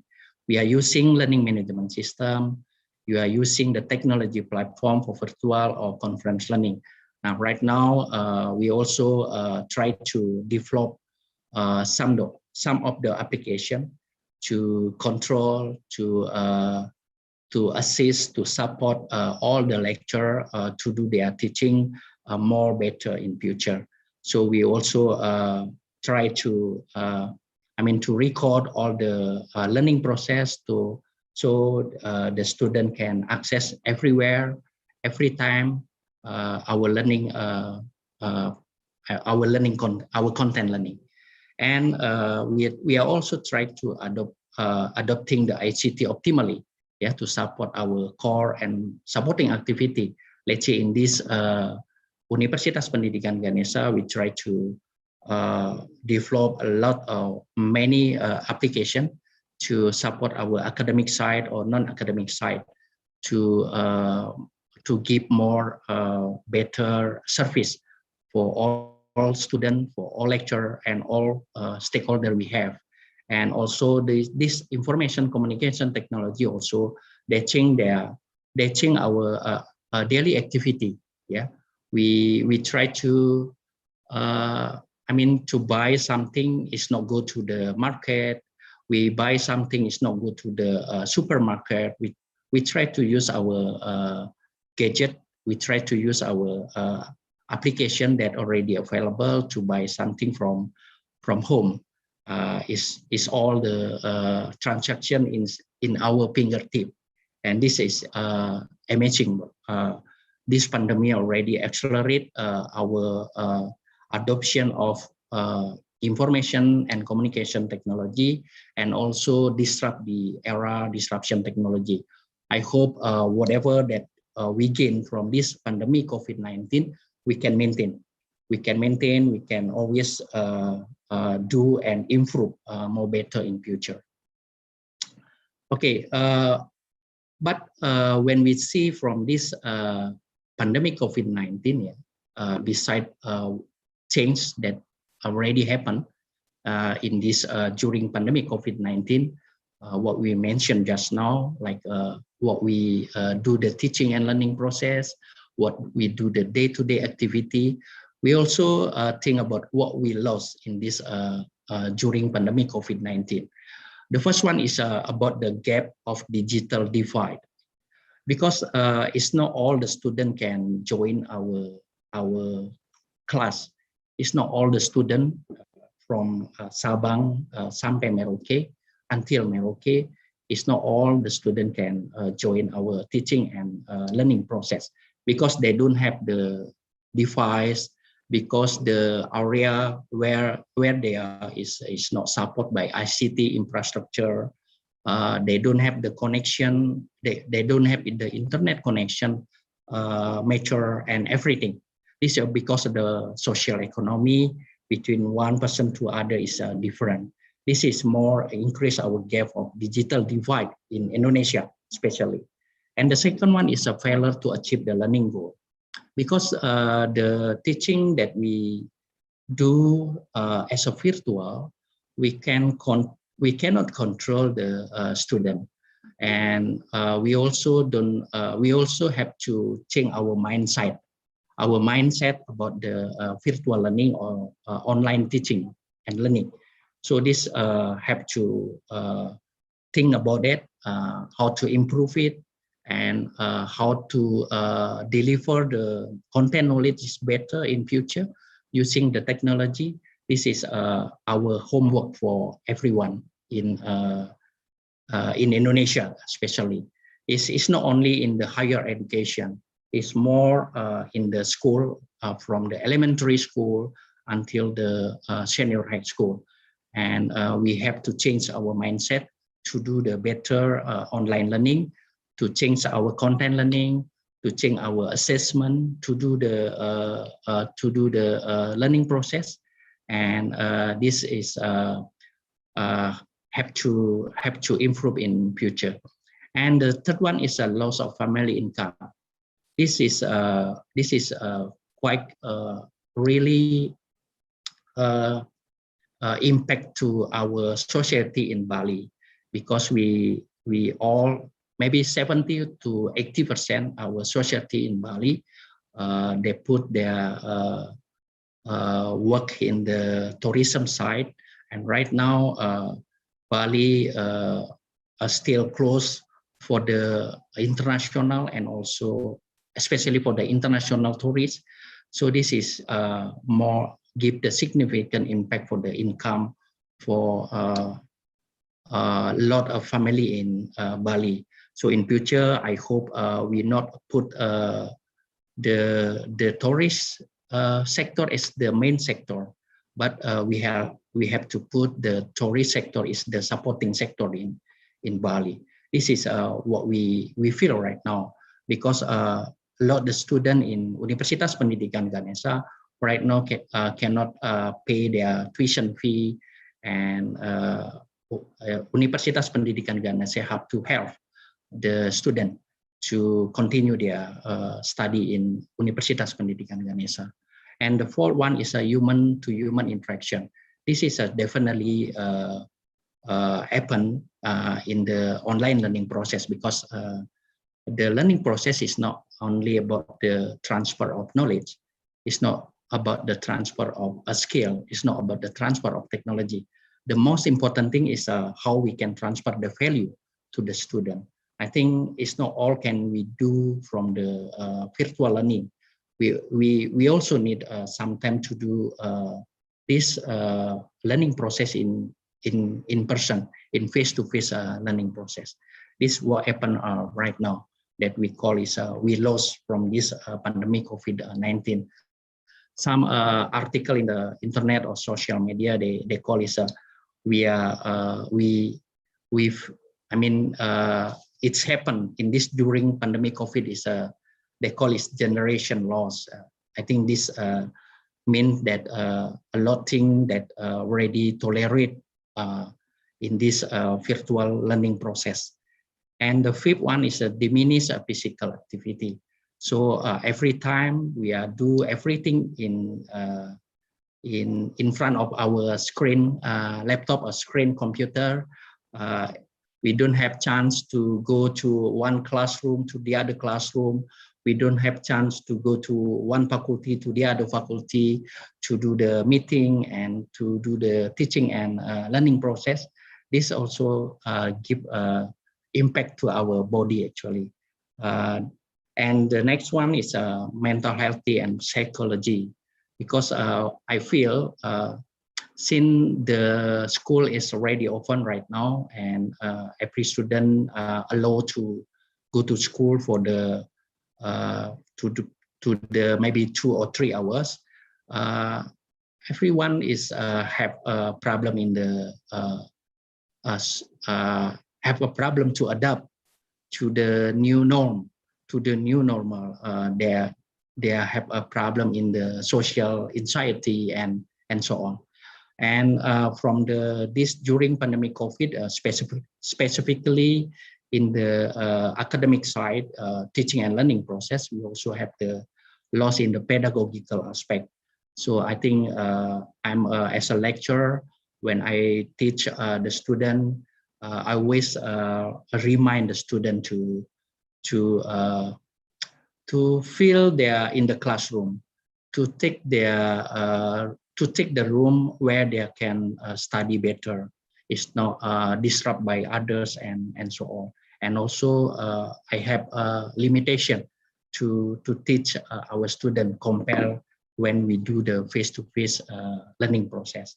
And the last one is a collapse of economy. That's what we feel right now in every country. A lot of people lost their work and everything. And a lot of students cannot continue their study because cannot pay the tuition fee and so on. Okay, I I try to bring to you about the recent survey in Universitas Pendidikan Ganesha is about the learning process, what we have done right now until today, since last year. The challenge in online learning during the COVID-19 pandemic, we try to do the online survey for the student. We have a student, maybe around 14,000 students. So this survey, the respondent is around 90%, is around 13,000 students. So 90% students say that they have an unstable connection. They have an internet connection is not stable, so they cannot join the teaching better, always on and off the connection. And this is a more problem that we have in Indonesia, actually, because some country, when we read the article, they not talk about the technical aspect, but they talk about the psychology aspect, they talk about the pedagogical aspect. But in Indonesia, we have we still struggle in the technical aspect, like ICT infrastructure, internet connection, device. The student has the student have to join the online learning process. And the second one, we also have the problem with the assignment. So the teacher, the lecturer, give the student a huge assignment, abundant assignment during this pandemic COVID-19. And the teacher always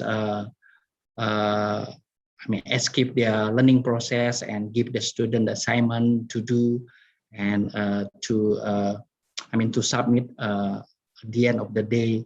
This is what happened in our country, in Indonesia. But right now, all the lecturers try to make the improvement and try to prepare and try to provide the content learning more better. And I hope in future, and we can always do the improve the quality of the learning process. And the fourth one is a poor concentration. So the student also have the poor concentration during the learning process, because they do the learning process from their home, from their place, and maybe disrupted by other activity, by other person or their family in home.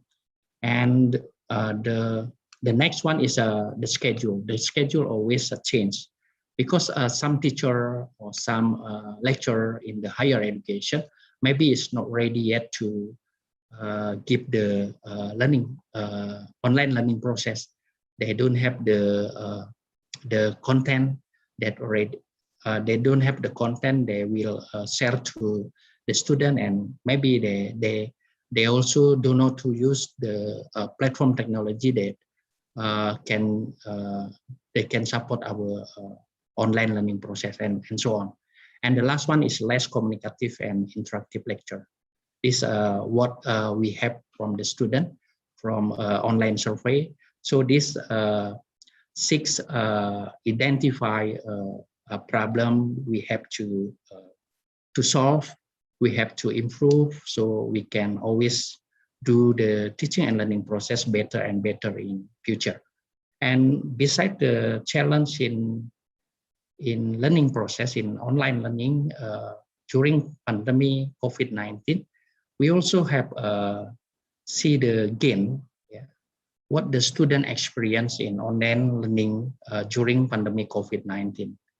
So from 13,000 respondents that we have from the online survey, 55% they say that we don't need to go to campus, go and back from campus to their place. This we call it a reduced commuting time. So the student don't need to go to campus and back from campus to their place. And this is more important is 50% 54% the students say they have the new experience. They have new experience to use the technology. They have new experience to use the learning management system that already provided by university. They can always access the material. They always can submit their assignment through the learning management system, and all the material that prepared by the lecturer or prepared by the teacher is well documented. This is more important for us in university and also in the school actually. And around 35% the students say that they can learn more flexible and relaxing. Maybe this is like a contradictive with what we find before, yeah? And also the student have a trust to increasing the participation. Let's say they can ask the lecturer about something that they don't understand. They also can answer the question that give from the lecturer. This give the brave for the student to inform the participation in the learning process. This is a good thing, the gain thing that we have from the learning process that we have done during this pandemic. And the last one is about the time and cost efficient, because the student right now all in the they don't have to pay the dormitory, they don't have to pay the housing. Normally they have to pay every year or every month. They don't have to buy the food because they stay together with the family at home. Yeah, this is give the gain for the student actually. Yeah, so we have a reduced commuting time. We have the new experience for the student to use the technology, to use all the various technology that support the learning process or online learning process. And right now they can use a lot the application that already provided by university, and they also can access all the content learning that already put in the learning management system by lecturer or by teacher, and all well documented. And they also have the flexibility and to join the class, and also give the increasing the participation student to the learning and teaching process.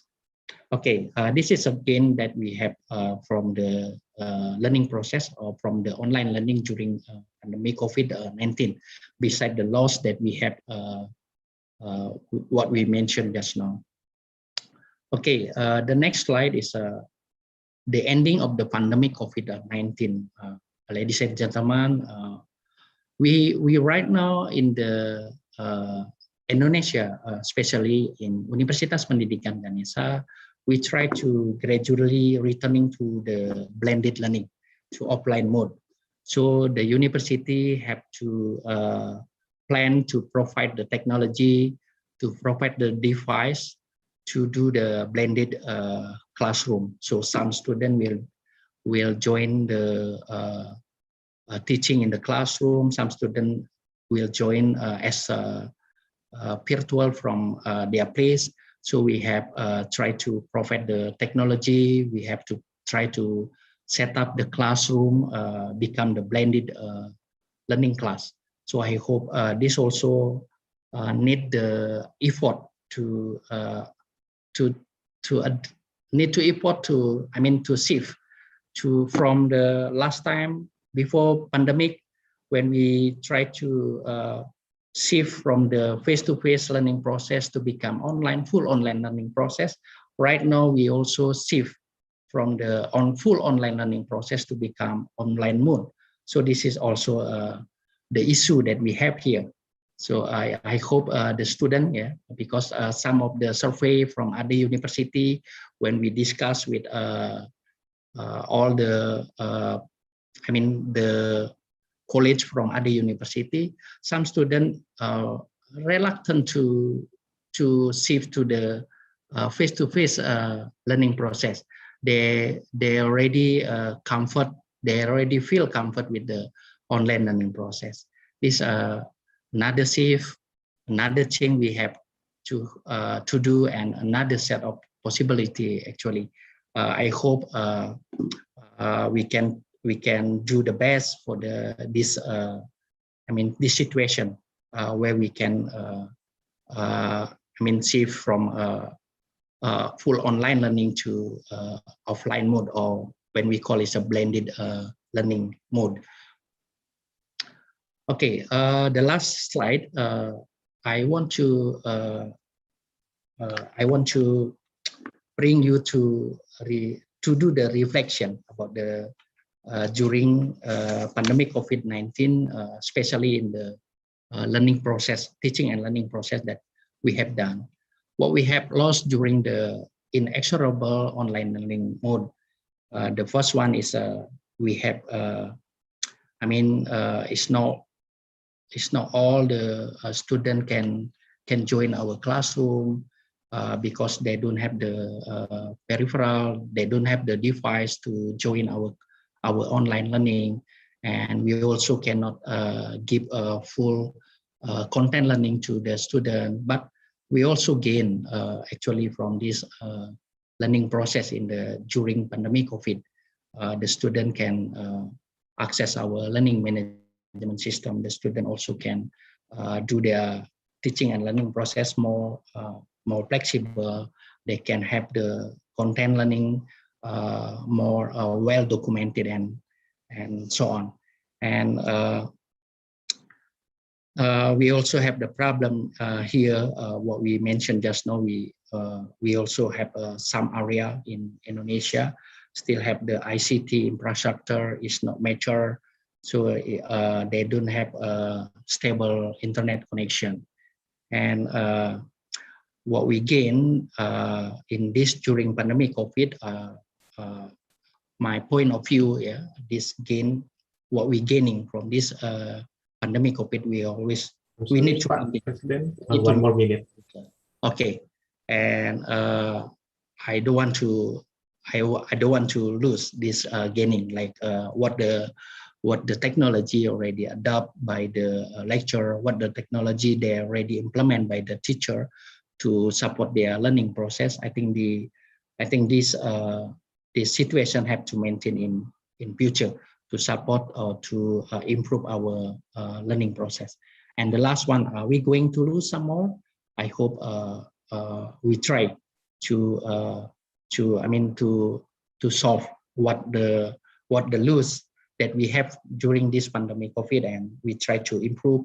We try to find a solution, and I hope the learning process, the quality of the learning process will become better and better in future.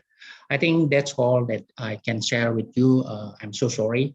Maybe some of the material is not really relevant, and I hope this material that share today beneficial for all of us. Thank you. Thank you very much. Thank you very much, Dr. Rasben, and I'm sure this is really relevant to all of us as a lecturer and then in the pandemic situations. And yes, ladies and gentlemen, all the participants, this is the time for the discussion. If you have any question, please raise your hand and we will open the, oh, there's a question. Pak Nyoman Adi Putra, I would like to invite you to comment.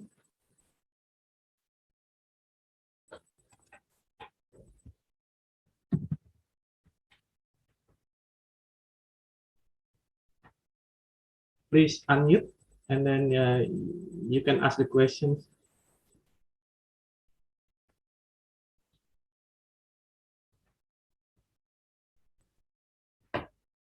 Okay.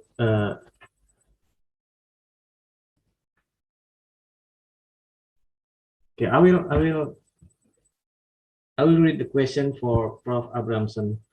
To Prof. Abramson, you pinpointed in your conclusion that the perception regarding attention of uncle could be reframed socioculturally.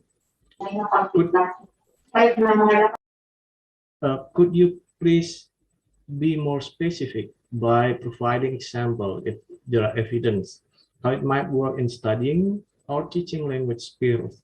Thank you.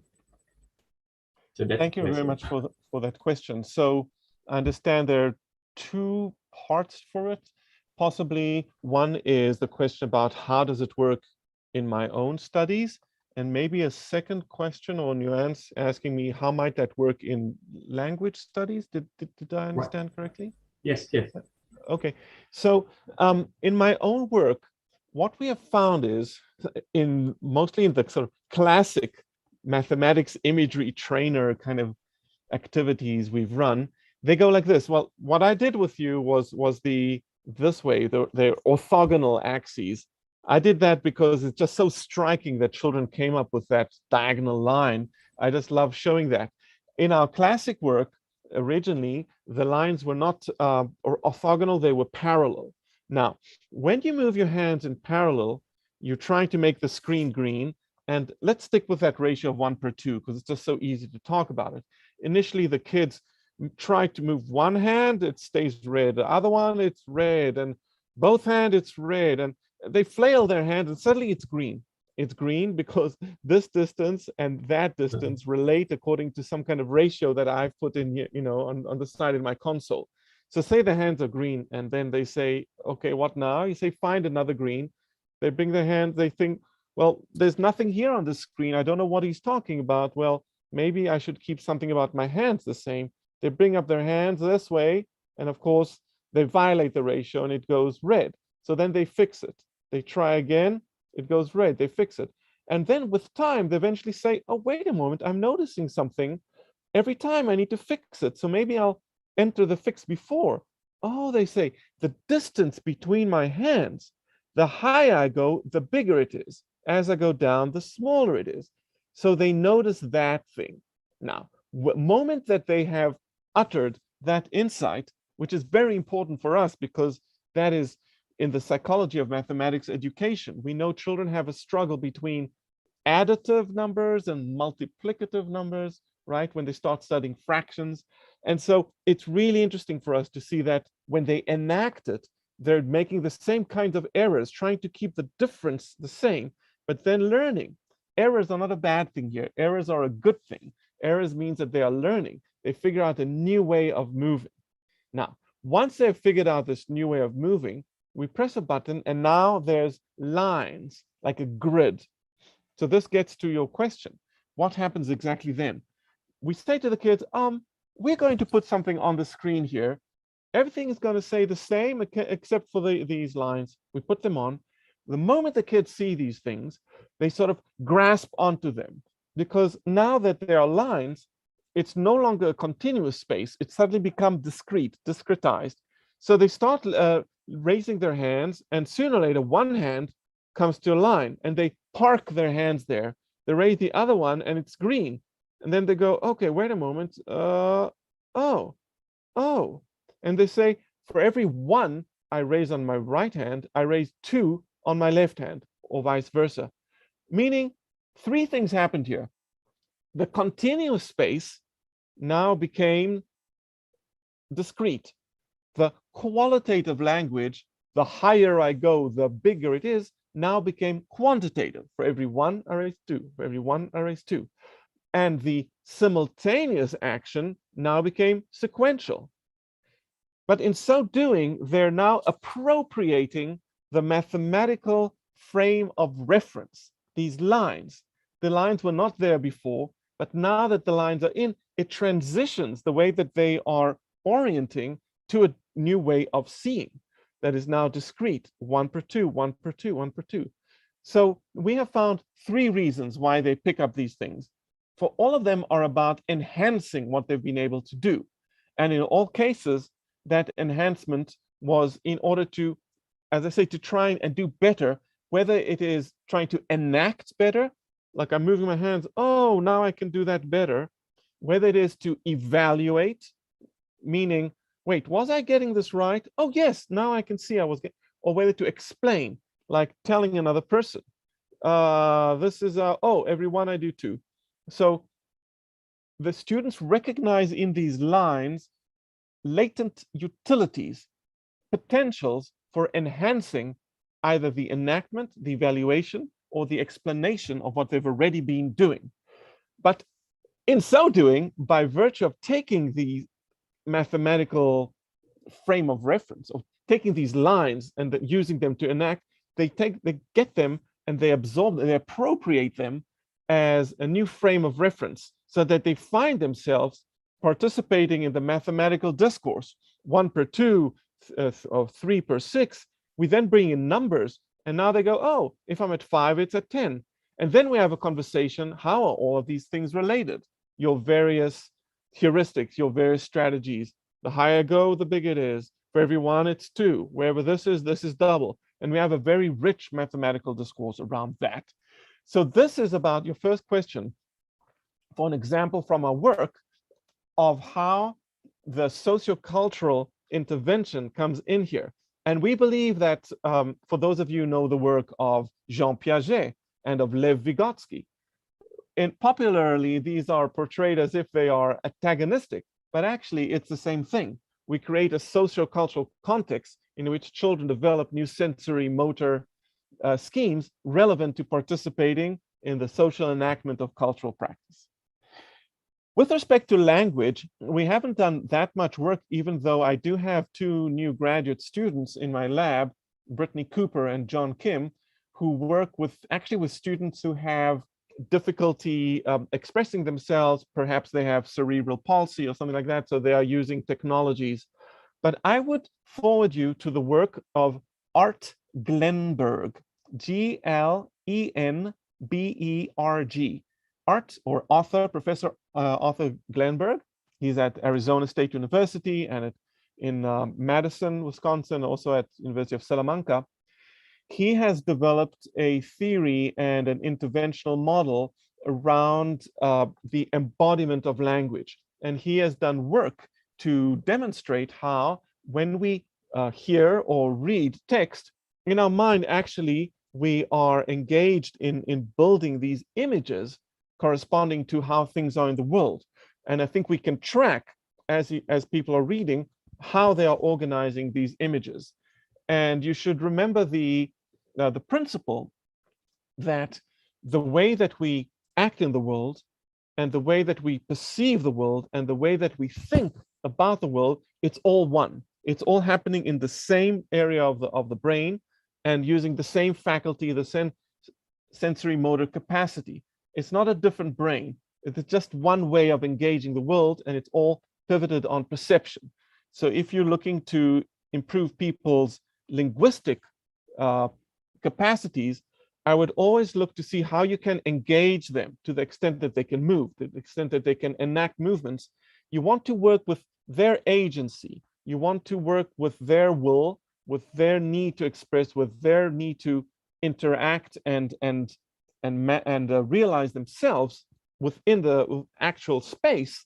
Work from that with the doing and the acting, and then introduce words, introduce labels, introduce the linguistic forms that you want them to adopt in order to enhance what it is they're doing.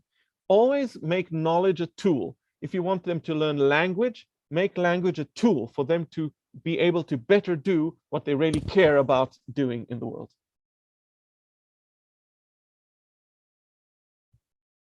Okay, thank you very much, Prof. Abrahamson.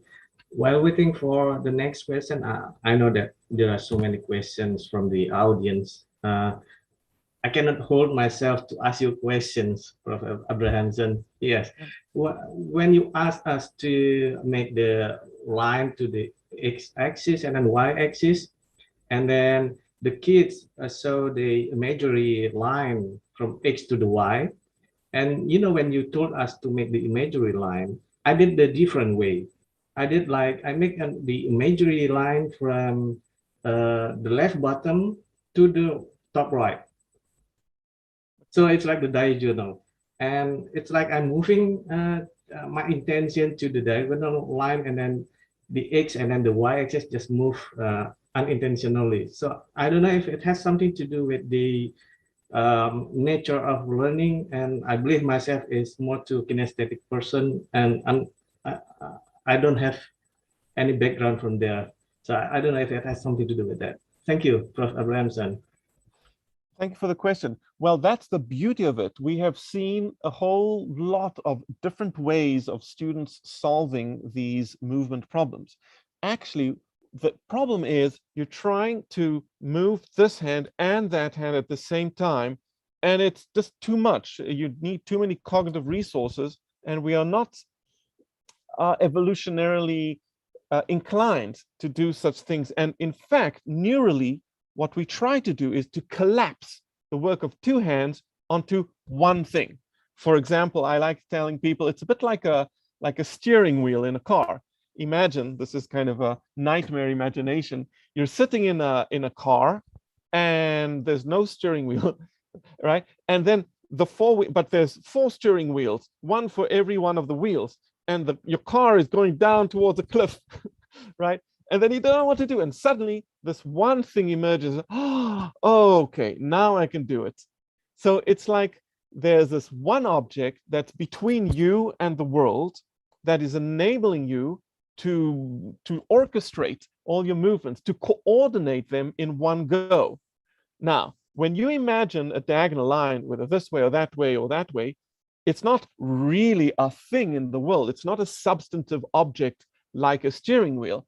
But just for the figure of speech and just for this analogy and explanation, imagine as though it is some kind of thing in the world, because you are projecting it in some sense. You are seeing a structure that isn't really there. It is part of your perceptual projection, just like in the case of ambiguous figures, or when we fill in certain gestalts. There are those classical images in sensory perception 101 studies where we add structure to the world that isn't really there.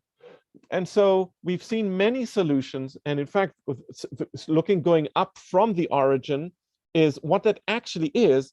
It's a compilation of looking here, and then looking here, and then looking here. So as you are solving and solving and solving, then the primary reason is to coordinate the two hands.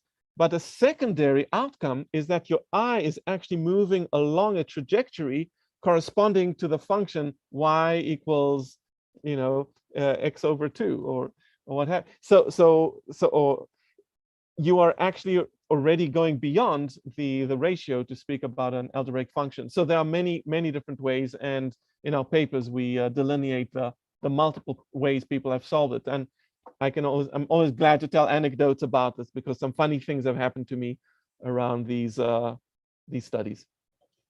But I see there's another question. Okay, thank you very much, Prof. Abrahamson. And we have one person raise hand. Nimatul Istiqamah, please unmute and then say the question. Okay, thank you. Anybody still hear my voice? Okay. Yes. Okay, I'm sorry, my question for Mr. Rasben Dantes Gede. Okay, during the pandemic COVID, blended learning and hybrid learning is the most popular a solution for the implementation of teaching and learning process. So my question is still, actually, I still just confused about the difference about the blended learning and hybrid learning. Before I hear that in your presentation, you say that some students during the teaching and learning process in face-to-face learning, but some students during the teaching and learning process by Zoom and maybe Google Meet. So is that the blended learning or hybrid learning? Maybe some of us still confused about that differences. Thank you, Mr. Okay, thank you, Nimatul Istiqamah. Please, Pak Rasben. Yeah, thank you, Ms. Matul. Actually, when we call the blended learning is when we use the online learning, and also we can use the face-to-face learning process. Though this is together, we call it a blended. We call it a combined between the online learning and the face-to-face learning process. Before the pandemic, we have already do the blended learning, right? You maybe in your university, you use the learning management system. All your material you put in the learning management system. Sometimes the person, the student, they don't need to go to class and to face you in the classroom, but they can learn from your content learning in the learning management system they already provide by your university. Right now in the pandemic COVID-19, the term hybrid learning process atau hybrid learning class, we can set up the classroom become the hybrid. What mean hybrid is some student they join our class physically in the classroom, and some students also join our class in the where they stay, and this we call is a hybrid learning classroom. When we call it hybrid learning process, we also can say that when we use the online, when we use the learning management system, and also we do the face-to-face learning process, we also can say the hybrid learning. Actually, hybrid learning and blended learning process is actually, I mean, the same thing from my point of view. How we practice the learning process right now in the pandemic COVID-19. Some students join in the class physically, some students join from their place. That right now we call it a hybrid learning process. I think that's my point of view, Mr. Matul. Okay, thank you, Rasben. Do you have any more questions, Ms. Nimatul Istiqomah? Okay, that's all. I would like to know from Prof. Abrahamson, do you have this situation as well in California from your university, this kind of hybrid learning setup? Yeah, well, during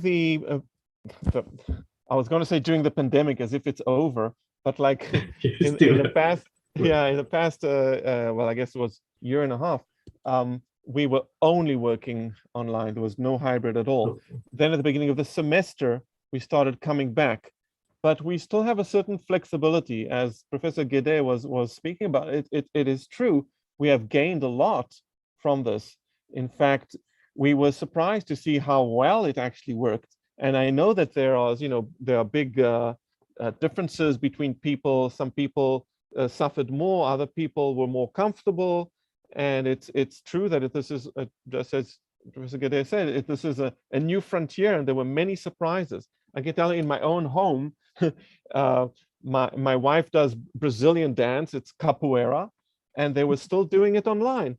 My daughter does ballet dancing, they were studying online. She was studying piano online. My son does martial arts, Kung Fu, they were doing it online. I was so surprised that they could make progress online with these kind of things. I was doing very somatic practices like Feldenkrais method. So, and yet my courses, they suffered because as a design-based researcher, I work with things, with artifacts. And like, if you have some object like this, how are you going to, if another person cannot touch it, how can they appreciate these things? We work on movement, and the movement is sometimes you need to work in pairs. And so there's certain things that we couldn't do. So right now we are in officially either in person or hybrid, because some people, for various family situations that have changed, need to do this from home. And so we try to be more flexible. And for sure, we've become much more dexterous in making this happen. I mean, look at us here. You invited me, and I say, sure, let's do it, because it's just second nature now, being in Zoom land. My kids say that I've become a Zombie. I guess maybe that's in Halloween spirit. Yes. Yeah, I would like to see treat and tricks online. Yeah, it's gonna be beautiful. It changed our mind. Yeah. Okay, thank you, Prof. Abrahamson. And we have questions from the chat, and then I would like to read it for Parasben. During major changes, we need agility to accelerate our ability to adapt to new situations. how do you see this learning agility among our students and teachers? Do you have any idea on how we can increase agility in students as well as teachers? Okay. Thank you, Putri. When we talk about the agility, actually, how we can adapt with the new situation very fast. Actually, this is not about the. It's not about the competency. Is more about the mindset actually. So how we can try to adapt with the new situation and try to change more faster to follow the new thing. But when we see from the human behavior, from human behavior, how to the question is do you have any idea on how we can increase agility in student as well as teacher? Actually, we can, in our situation in Indonesia or specific in Universitas Pendidikan Ganesha. So the first thing is we have to change our mindset. So we try to give the positive thing about the new thing. So we don't give the negative perception about the new thing that bring to us. So we try to identify this is good or not good. We try to adapt the new situation, and the most important is how we can make it fast. The changing is find the reward and punishment. So we can give the reward for the person. They can change to the new situation. Maybe can have the punishment to the person they cannot change. Let's say how we can how can we try to ask the lecturer or ask the student to use our learning management system. Before pandemic, we only from 500 lecture we have, they only less than 10% lecture using our learning management system, because they don't feel this learning management system is beneficial for me. We don't have anything from this learning management system. But let's say when we give the lecturer or we can give the teacher, when they upload their material into learning management system for the 12 or 16 meeting, we give the financial reward. Let's say we give the financial reward for the teacher or for the lecturer. Maybe this will motivate the teacher to do to use the learning management system. I think this it's not really the good thing. But the first time when we ask the teacher or we ask the student to try to use something new, maybe we have to think about how to motivate the lecture of the student. Afterward, maybe they can feel what the benefit for us, what the beneficial for our student. They will always use the learning management system to support their learning process. This one example is not a good example actually, but this our human behavior to motivate the human to do something new. Yeah, I think that's all, Pak Murah. Okay, thank you very much, Pak Rasben. And if you have still one question, okay, thank you. So Putri said thank you to Pak Rasben, and I think it's the time to conclude the plenary session. And before that, I would like to describe Prof. Abrahamson in one sentence and then Pak Rasben in one sentence. So Prof. Abrahamson, I can say that you are the choreographer of psychology into the math learning. I think I don't know if it's correct or not, but that's my my perception. And then for I need a T-shirt. Oh, you have a T-shirt. Yeah. Okay. Thank you. And then for Pak Rasben, you are the engineer. You are the engineer of the blended learning and hybrid learning in Odisha. Okay.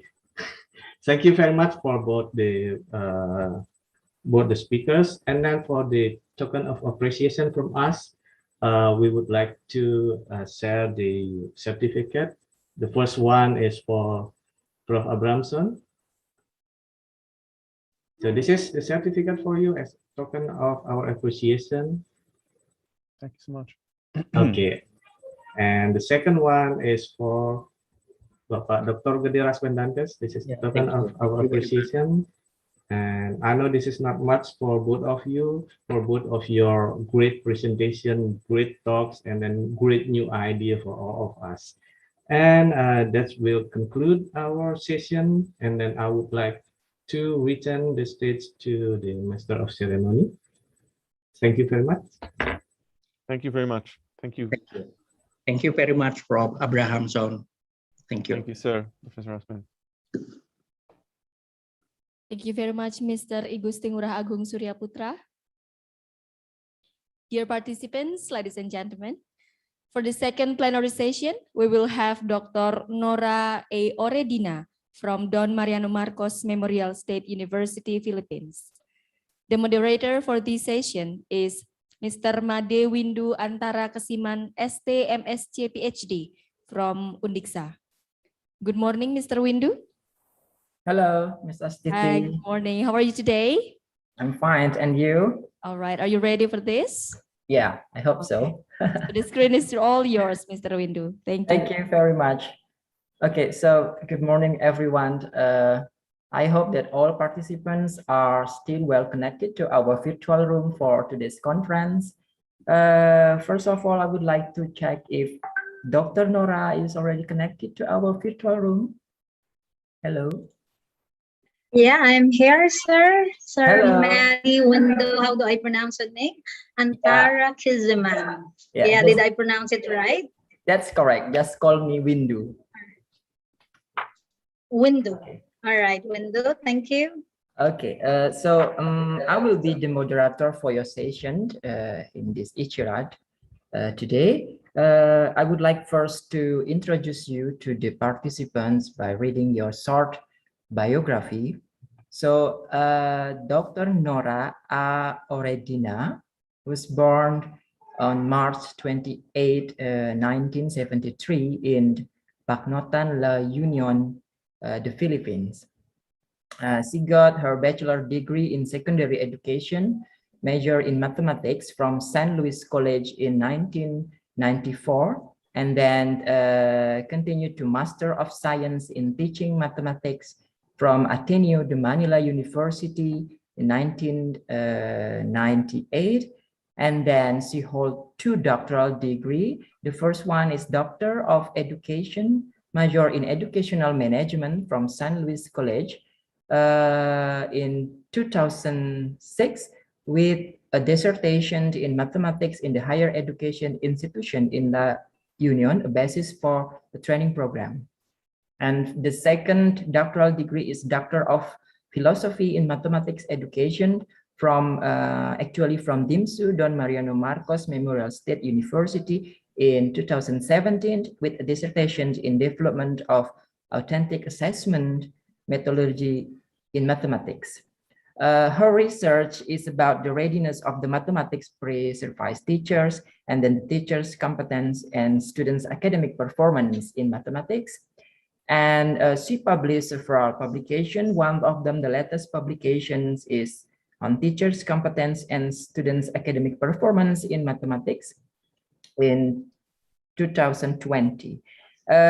She is also a member of Industry 4.0 comprehensive organization of revitalized educators in Philippines, and then the members of Philippine Institute of 21st Century Educators from 2019. And she is now the graduate school professor in DIMSU and also a dean of College of Education in Don Mariano Marcos Memorial State University, the Philippines. So Dr. Nora, you have now 30 minutes for the presentation and then 15 minutes for discussion. I would like to give the time and the screen for your talks, please. Yeah, thank you very much, Wendell, for that very generous and kind introduction. So may I now share my screen?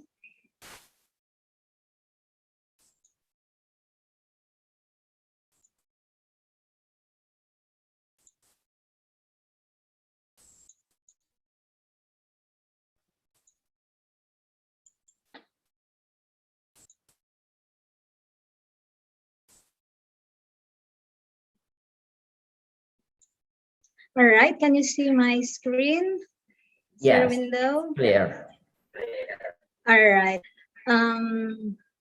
So to the university presidents and school officials of the Don Mariano Marcos Memorial State University and Universitas Pendidikan Ganesha, to the organizers of the 4th International Conference on Innovative Research Across Discipline for 2021, headed by the head of Institute for Research and Community Services, Professor Dr. Aguide Astra Wesnawa, MC, and the chair of the committee, Rudy Irwansh, SPD, MPD. Yeah, participants of this conference, a pleasant morning. It is indeed an honor to be invited as a speaker in this prestigious event. Thank you very much for the invitation. My talk is on the seasons of change and research. Why seasons of change? So are we doing things differently now in research? So is it a pause, a stop, or an opportunity? In other words, I will be sharing with you the conduct of research in the midst of pandemic. You know, but the pandemic has caused many changes in the manner we do things, including the conduct of research. Now, let us reflect on the following questions. Now, how many of you had ongoing researches when COVID-19 emerged? Probably you were writing your thesis or you were conducting your dissertation at that time. And all the while, we have the lockdown. Okay, we have a pandemic. So what happened to your research? Did you stop because you were not able to gather data? Hence, you were not able to complete your terminal report, thesis, or dissertation. So eventually, it has delayed the completion of your research and the completion of your course. Now, the COVID-19 pandemic has brought many challenges. Among others, it has inflicted immense health and societal damage across the world in 2020 up to present. The current data now is we have over 5 million deaths for the entire world and more than 1 million in Asia. Indeed, a massive economic recession and life disruption related to drastic social distancing and other control measures. Moreover, the pandemic has created myriad challenges, including physical, emotional, and financial challenges. In fact, many have lost their jobs, which resulted to emotional and psychological distress. In the Philippines, we have many cases of suicide, both for the parents and most especially for the learners, because they cannot cope with the life and the teaching and learning in the new normal. One of the areas which greatly affected by the change to new normal is the education sector. Education is from face-to-face to flexible, modular, and online learning. So we are able to formulate the virtual world with the aid of technology. Everything now is virtual. We have online selling, virtual transactions, virtual teaching and learning. So look at the pictures. This is now the reality of teaching and learning in the new normal. So we have online, we have synchronous or asynchronous, we have flexible, we have blended, and as you have mentioned earlier, we have the hybrid teaching and learning. So we have here the modular distance learning. In the Philippines, we're using this in the Department of Education. So it's more of independent learning or guided learning by a more knowledgeable others, not the teachers, but the parents, the older siblings or other relatives, or even tutors for those who can afford. And in fact, even trainings and conferences are now virtual, like the ones we are doing today. And the good thing about this is we are attending multiple of trainings, and some trainings would even be free as compared during the time before the pandemic, when we still have to go to Thailand or to Indonesia to attend international trainings. Nowadays, we are attending several and multiple international trainings. So even in research, the pandemic has brought great impacts. It has caused disruption in data collection in many researches. I can still remember we were then conducting a research on the research capability of senior high teachers. And then the pandemic emerged. So did it stop us from conduct our research? I'll tell you what we did later on. So distancing and transmission issues have caused most non-COVID research to be suspended, causing a reduction in recruitment of research subjects and a delay in data entry. COVID-19 has already changed the world, not only because of the disease itself, but because of the long-term effects of the world's reaction to the pandemic. So as I was saying earlier, many ongoing researches did not push through. Many researchers stopped in conducting or completing their research because of the lack of face-to-face transaction. So even travels were suspended and restricted, and young researchers their job, especially so if their subject in research is not related to the pandemic. Moreover, the pandemic curtailed most academic industry and government basic science and clinical research, or redirect research to COVID-19. So it has also posed a major health threat and has altered our lives in many ways. So in higher education, students, faculty, staff are adjusting to new strategies of conducting research. So later on, we'll learn the new strategies of conducting research. So how can we out research activities when the settings and context in which these activities are carried out are no longer available in the form of in which the research activities were originally conceived? Should the research be changed? Wait for face-to-face participation to resume? Many students are concerned as to how they'll complete their research. So for number one, we shift from face-to-face to remote technologies. We have what we call video conferencing. In other words, we now data gathering method or procedure from face-to-face to online. Going back to the research that we were conducting on the researchability of our high schools, we were supposed to administer an exams to determine their level of competence, but we cannot administer face-to-face because we were restricted to do so. We tried to put it in a Google form and then coordinated with the supervisors, with the principal, and this link the teachers answered using the Google form, and the summary result will be, was easier for us to do. It was really easier to gather data using the Google form. Moreover, can shift from research to the normal. I'll be giving you several titles later on, engage in, for the conduct of your research. Online platforms are offering free access to the research. But I have mentioned earlier, it's a Google form. Then for interviews, we can have the Google Meet, the Zoom, the Teams, the Moodle, Skype. We can have social media like the Facebook Messenger, WhatsApp, and chat. I emphasize there, use them. You can also use phone surveys.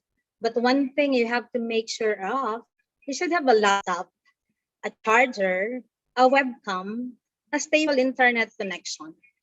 So contact information from the members and other access to any electronic materials. But the problem there is Are your respondents capable also of having stable internet connection? Do they have also the laptop? They have also the technology that you will use when you gather your data. Another is that we can reconceptualize how to continue our data collection in line with the goals of research. For example, in mathematics instruction, instead of school-based observation, so you would like to determine the competence, the teaching competence of teachers. So you should be observing the teachers, okay, in the face-to-face learning modality.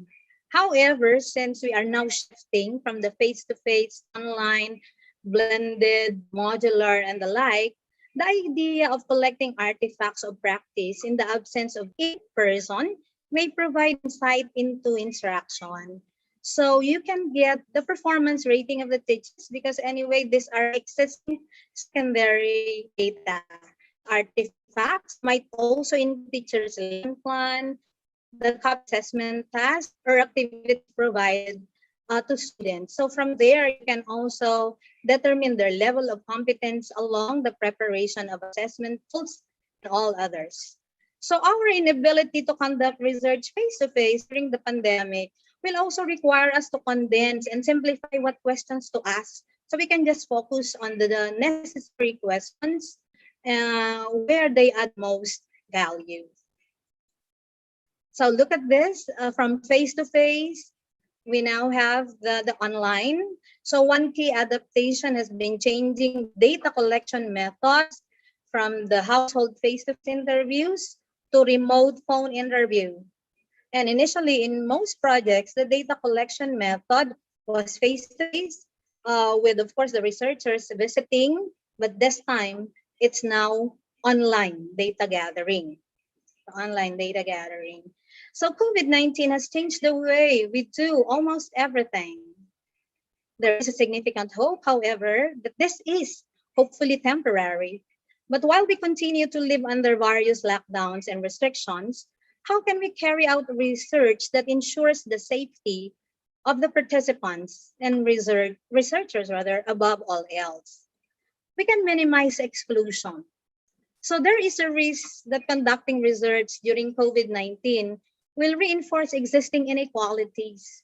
So some groups have been identified as more likely to be excluded by research as a result of the coronavirus pandemic, including those who lack digital literacy or access to technology, socially, economically deprived, and thus likely to have less resilience to economic shocks, have lost childcare or other support needed to be able to participate in research, have mental health issues that had been adversely affected by COVID-19 and are unwell. So an intentional exclusion from research can happen when.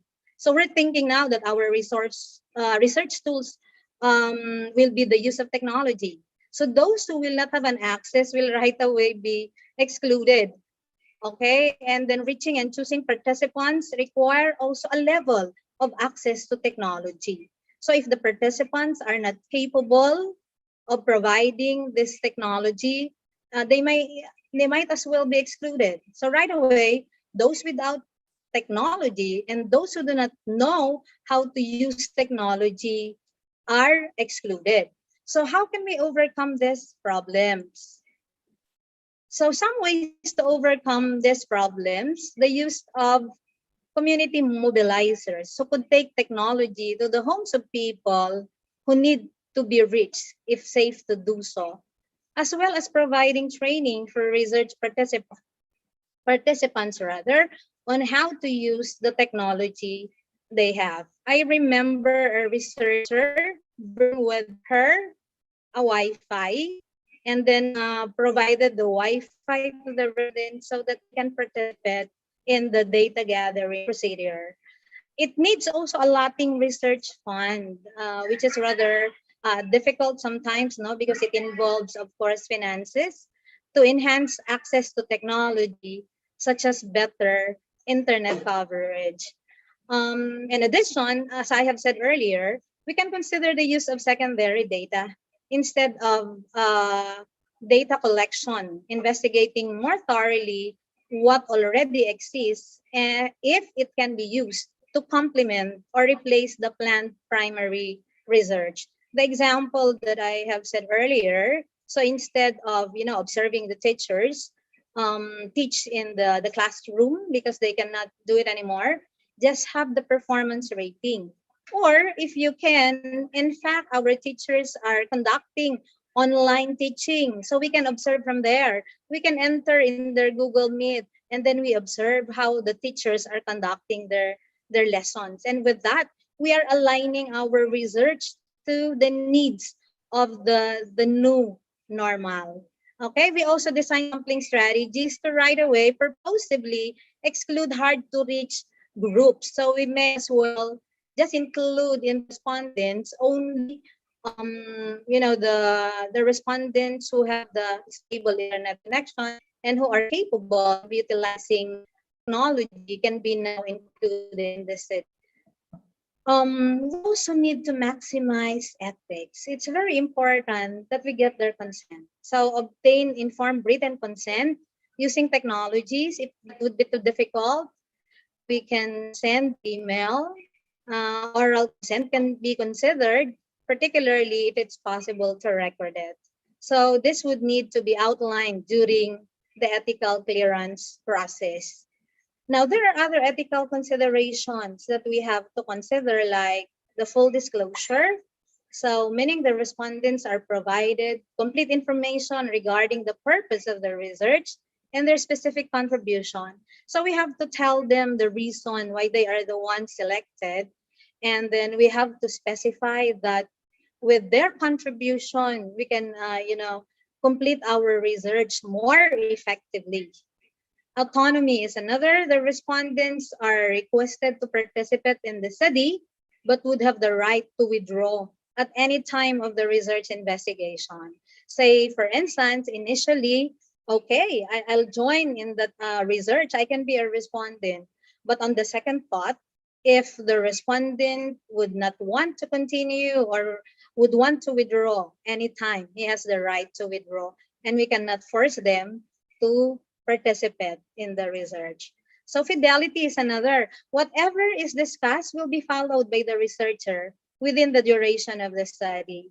So the researcher should stick to whatever plans indicated and whatever plans being elucidated to the respondents. Although if there is, an adjustment, then you can inform the respondents ahead. Non-maleficence is another. The researcher would endeavor to ensure that only the best would be provided for the respondents, and they would never be harmed, whether physically, psychologically, or emotionally. So all possible harm to the respondents should be avoided, Okay, there are two more.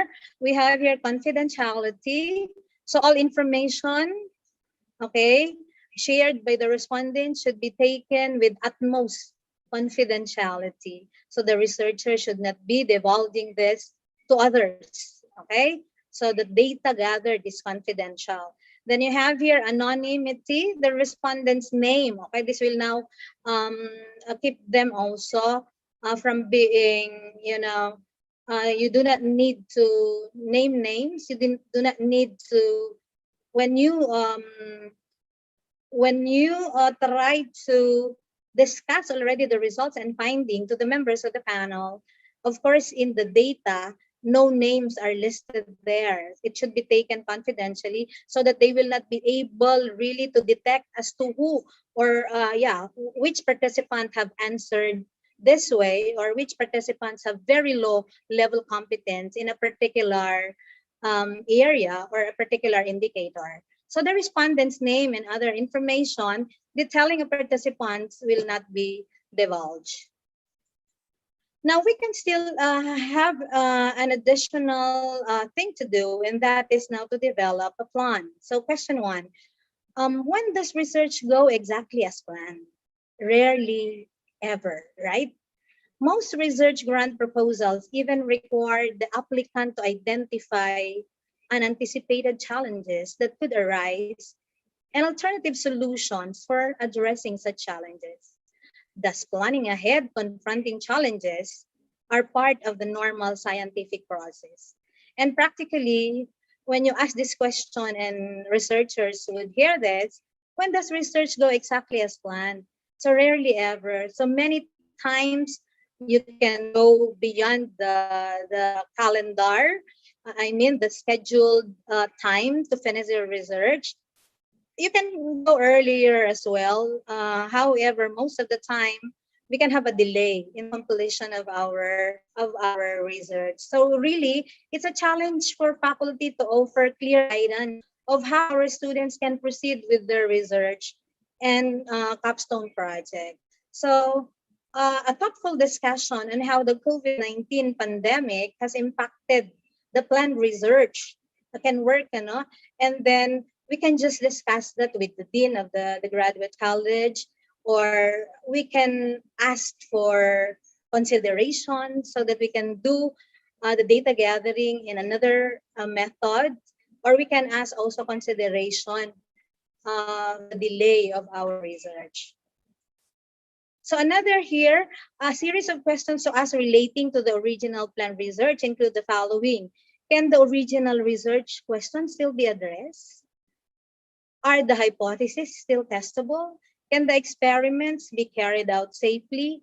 Or could modifications be made to the experiments to improve safety in regard to COVID-19?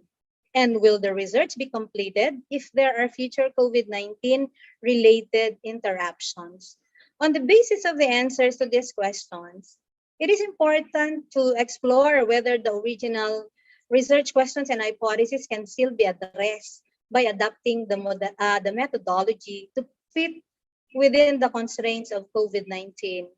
Alternatively, refining the question. So if there's a need to refine the question and hypothesis to better align with methodology suitable during COVID-19, may offer a better approach.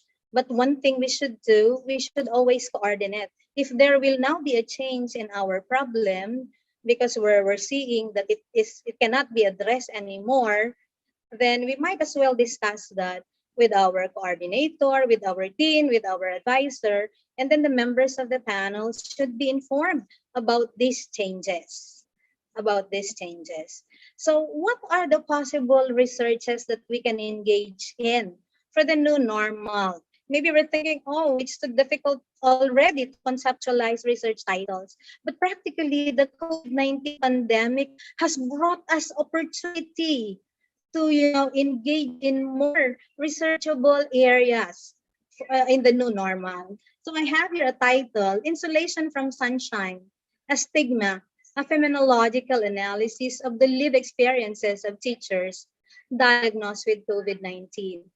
Practically, my dear friends, in the Philippines, we have many teachers diagnosed already with COVID-19. I don't know in Indonesia. In the Philippines, we have several cases. So we can engage in determining the lived experiences of the teachers diagnosed with COVID-19. So we can have these possible questions. What initial reactions do the respondents manifest after having been diagnosed with COVID-19? So if you were in the situation, will you be shocked? Will you have fear? Will you be nervous? Will you be worried? What emerging feelings do the respondents have in the isolation facility? Because in our case, if you have COVID-19, you will be brought to the isolation facility. But because we have full of already isolation facility, stay already in their homes. So is there a stigma, depression? Do you feel a feeling of frustration and the like? And how do the teachers cope with the situation? So perhaps they can, take vitamins, so that's more physical. They can engage also in exercise, and then they can pray a lot, and then they can also be busy with professional work, and then of course they have to get in touch with their relatives so that they can strengthen their belief they will be able to cope with the situation.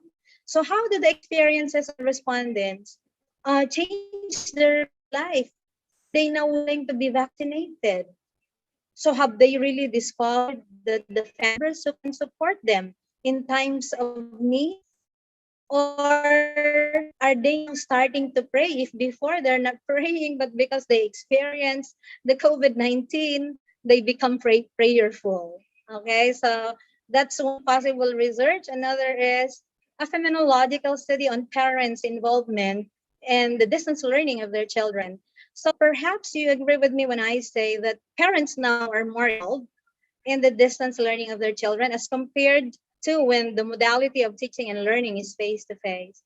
So what are the kinds and extent of parents' involvement in the distance learning? Is it getting the module, submission of the module? Because the learners, especially in high school and elementary, are not allowed to get the module or submit the module. It's the parents doing it. Then providing technology, can the parents provide the technology that learners need? You have also internet connection. Are they guiding and motivating the children? And what are the challenges faced by the parents in the learning of their children? Financial difficulty may be, they cannot afford to buy the technology the learners would need. Some parents are too busy earning for a living and they cannot also teach because of the low educational attainment that they have. They don't even know the subject matters being taught their children. So what are the coping strategies of the parents? They can borrow, money from their relatives just to provide the needs of their children, as also assistance of the relatives who can teach. Or if they are more capable, they can hire a tutor for their children. Another coping strategies of teachers during the COVID-19 pandemic. So are teachers stressed? Yeah, especially during the first time that we had, the modular distance learning and online learning. The teachers have to prepare the modules and they don't have bond papers, no ink, printer, and then the parents are not responsive. They don't have also the technology that they need. So what are the coping strategies of these practice teachers? They can ask assistance from the school administrators. They even solicit from parents and alumni, but they are supposed to have a training on the use of technology. And we're lucky enough because for the universities are all providing webinars and trainings, the use of the technology, which will be suitable to use in the new normal. Another, what about this one? Vaccination program, teachers' perception, and its adverse effects. Do we have some teachers who do not want it? In Indonesia, Sir Window, are there some teachers who are not yet vaccinated and they are hesitant to have it? Okay, maybe we can have the following question. What are the perceptions of COVID-19 vaccination program? Now, teachers are doubtful. Some teachers, I would say, are doubtful on the effectiveness. It's just the same. And if you're vaccinated, you can still get the disease. So it's still risky according to them. But how many are convinced? Because they cannot go to school, they cannot go to work if they are not vaccinated. So what are the reasons of teachers towards COVID-19 vaccination program? Because they are not allowed to go to work, they are now motivated. That's the right term, not forced. They're motivated to have the vaccine. And what are their experiences during and after the vaccination program? Initially, probably they're nervous, they would be hesitant, but after getting it, the minor side effects like the pain in the arm and probably, a little dizzy would be the possible experience of teachers after vaccination program. We have that feeling that they are already a little safer when they get the disease because they can just have the mild symptoms of the COVID-19 if they are vaccinated. What about the life experiences of the learners in the new normal? So modular for them is boring, independent learning, and then they don't have stable internet connection, lack of technology. They are lazy to answer, their modules. They cannot understand because there's no teacher guiding them. And actually, many of them would simply copy answers from their classmates rather. They lack motivation to read their material. So what are the learning difficulties of the high school students in the new normal? So those are the learning difficulties. And what are their coping strategies? Teamwork with classmates, go to friends with internet. They have really to motivate themselves, because when they finish a degree, it's for them, not for their parents, not for anyone else. It's for them. Another very interesting title is violence against women and children during this time of pandemic. Right? Statistics would say that violence against women and children increased in terms of rate during the time of pandemic, because of course the perpetrators are probably bothered about the challenges they have been during the COVID-19 pandemic. So performance against women and children during the time of pandemic, still the same: sexual, physical, psychological, harsh words, no income by the partner. And it's the profile now of women and children experience violence. Also, what is the profile of the perpetrators? Plain housewives? Are they professionals as well? How about the perpetrators? Are they working husbands, or husbands are not working? And what are the identified reasons or the causes of violence? It could be that the wife is, nagging, a very talkative, uncaring wife, but we do not put the blame to the woman. How about the man? It could be that the man is always drunk and the man is bothered with economic problems. That's why he is able to commit violence against the wife and worse, against the children. So women face violence worldwide. May I read this one? 1 in 2 women and girls experience physical and sexual violence in their lifetime, most frequently by an intimate partner.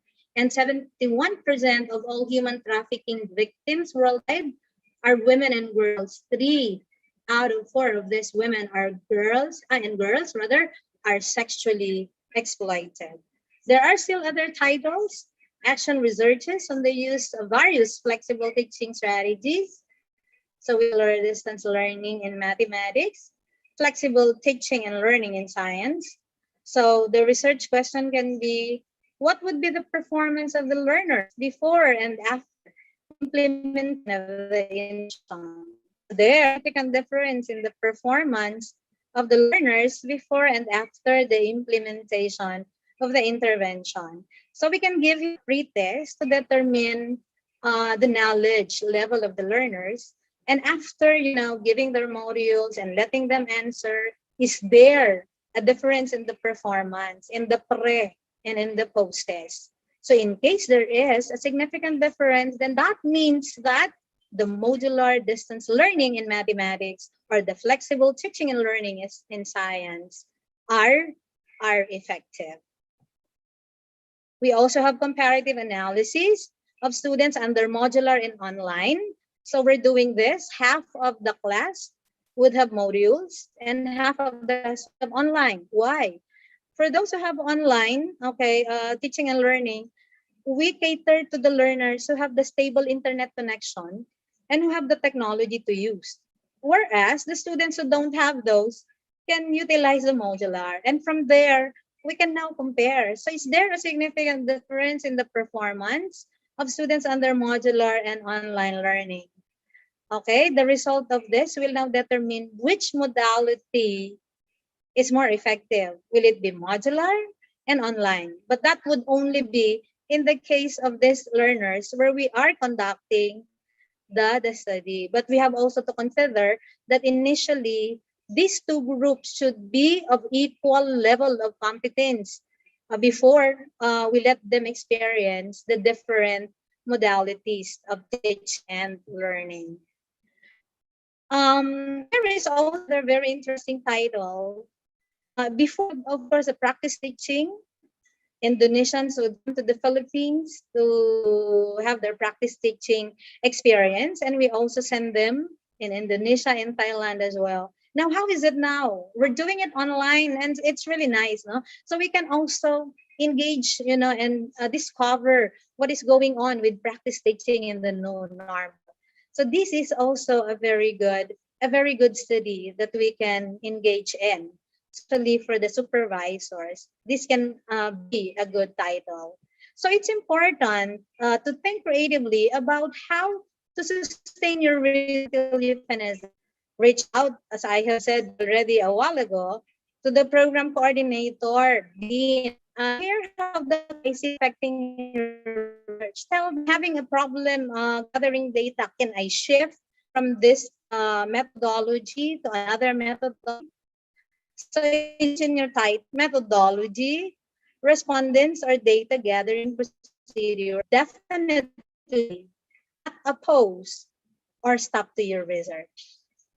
So the global pandemic does not mean we have to put a pause on our research activities, but rather presents an opportunity for us as researchers to align our ongoing work with the changing and pressing realities of schools and classrooms in the present. So as researchers, we continue with our passion and love for the conduct of research. So let's just end by showing to you this one. So the program will produce a photo by using the data insert. So this is your same as research. So the program will produce a photo of you by using the data insert. I have said describing your your facial features. So let me gather a data from you. The results won't be perfect, but pretty close. So here are some examples. Are you there? Okay, so are you there? So let's continue. Answer the question. So when you conduct research, we have to conduct a survey about particular variables, right? So answer the following questions about your facial features to create your picture. So hair color. What is your hair color?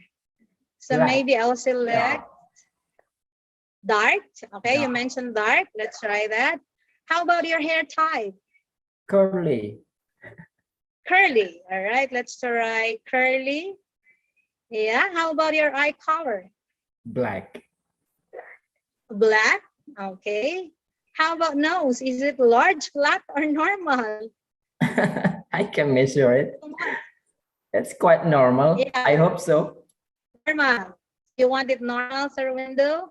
How about mouth? Is it large, small, or medium? Medium. Medium.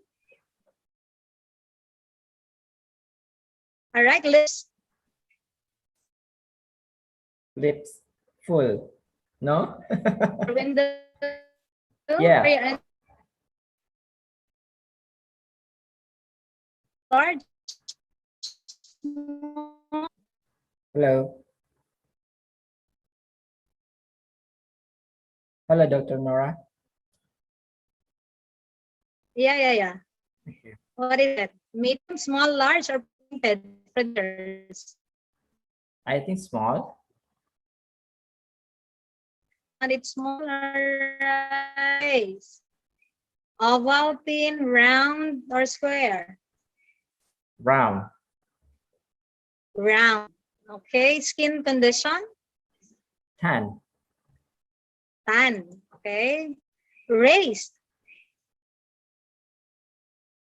There is no Asiatic. White, black? Hispanic? Are you Hispanic? No, Asiatic. All right. Okay. Facial features? Glasses. You have glasses? Yeah. Hey, you have glasses. All right. Sex. Of course, you're a male. Age. That is actually confidential.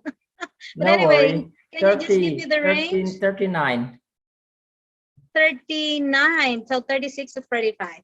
It's now processing. So after gathering your data, you will now process, right? You tabulate and then process and then treat your data statistically. So after that, you analyze. So what's the meaning of those figures that you have tabulated? So we are now ready to press the picture in the image and likeness of him that created us. So my dear friends, your physical appearance is not important. What really matters is that he made you in his likeness and that he loves you just as you are. So with that, my dear friends, thank you very much and have a pleasant morning.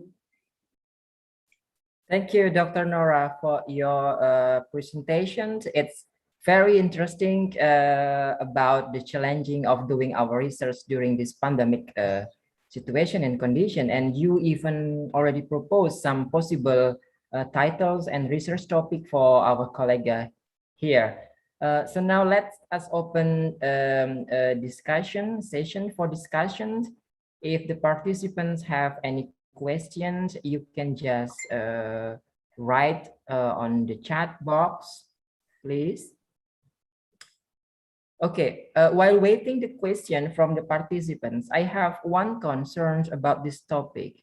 Dr. Nora, what do you think about the needs to provide authentic document proof or research proof when we are doing the social topic research during this pandemic condition? For example, we have some topics who still needs people interaction between people, for example, in psychology area or something like that. What do you think about how we can provide the validity of our research in this area? Yeah, practically, yeah, that's a very good question, sir. Like when you do face-to-face interview, you can really see facial expressions, and from there you can interpret the meaning of those, right? So if you do it using Google Meet, say for instance, we're interacting that way, can you still you know, observe those things like when you're doing a psychological research you were seeing?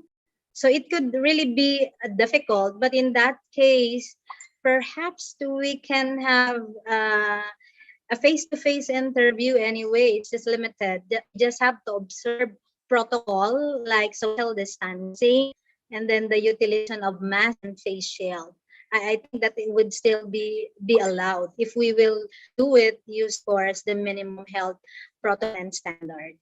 But if you can try to utilize the Google Meet or the online interview, and you are able already to identify the answers that you would want, you are able already to observe the thing that you would want to see, then fine. But if you cannot see what you still want to observe in that particular interview, then that's a time you resort to the face-to-face, but make sure you have, of course, as I have said, to observe the minimum health protocol. Okay. So let's see if any question from the participants from the chat box. No, until now. Okay, another question from me. Do you think there is a changement, I think, from before pandemic period to pandemic period right now, concerning the ethical research ethic? Is there anything changed between the ethical research before pandemic and after pandemic? Something actually that before are not not ethic and becoming ethic now, or something like that? Do you think yeah.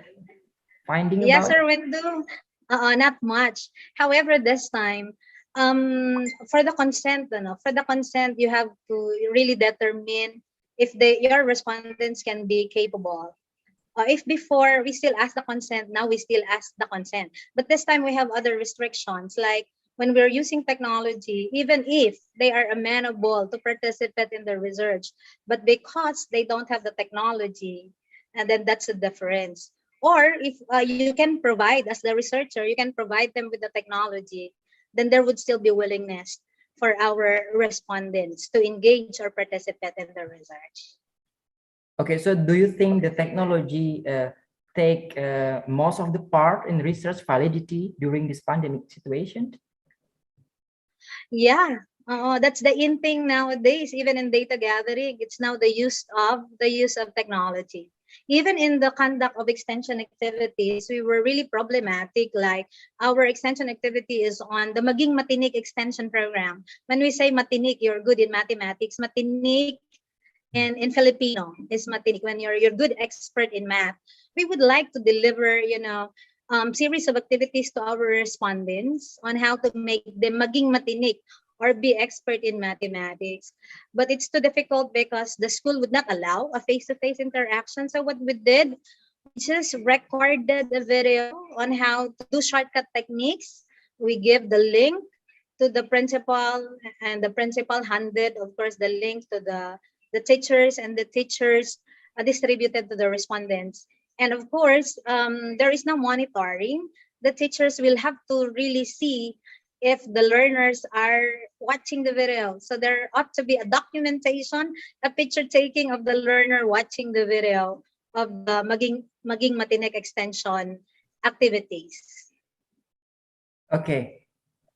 Okay. We have now one question from Ms. Novita. Yeah. I will read the question.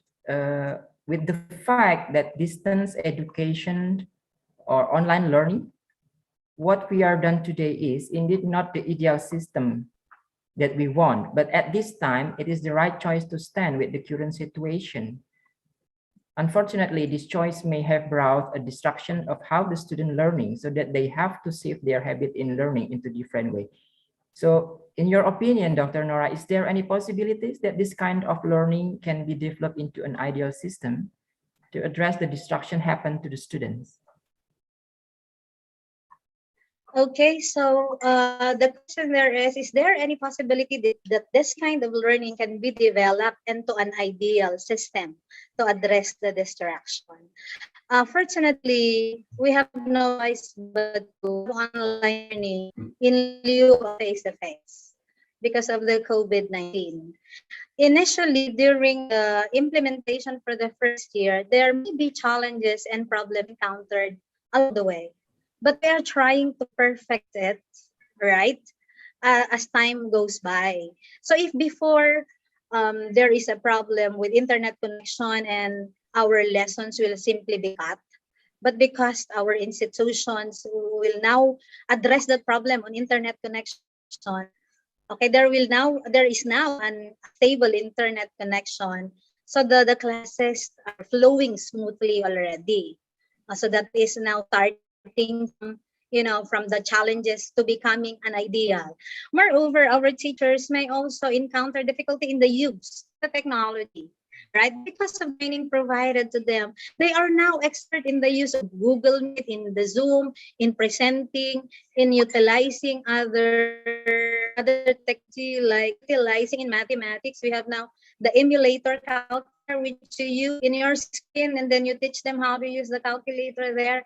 So in other words, as we are utilizing online learning, there is progress in how we are using it. That is why, as you have asked there, I'm really hopeful that this will become an ideal system if we will not yet shift to the face-to-face learning. So meaning we can reach perfection eventually as we practice the use of online technology. Practice makes perfect, isn't it? Only if we will all address the needs of our learners, needs of our teachers, most especially, of course, the presence of the strong and stable internet connection, the presence also of the gadget and technology that we can use. And eventually, from this, the distraction felt and experienced by the learner, they really enjoy it. So upon how the teacher will make also the lesson interesting online. Okay, so later, the learners will already be motivated to go to the virtual classroom because they know that there is a surprise and they know that their teachers would be doing it well in the virtual classroom. Thank you, Sir Windu. Thank you, Dr. Nora, for the answer, and thank you for Ms. Novita for the question. I think we have still 1 minute. I have one last question, I think. For Dr. Nora, we hope that the pandemic situation will be over soon. My question is about what if when the pandemic is over and there are some colleagues that want to continue their research topic on the pandemic situation, do you think it is possible to do the reverse condition to simulate the real pandemic situation when they want to do in their research? I think it's just like a reverse engineering in research method?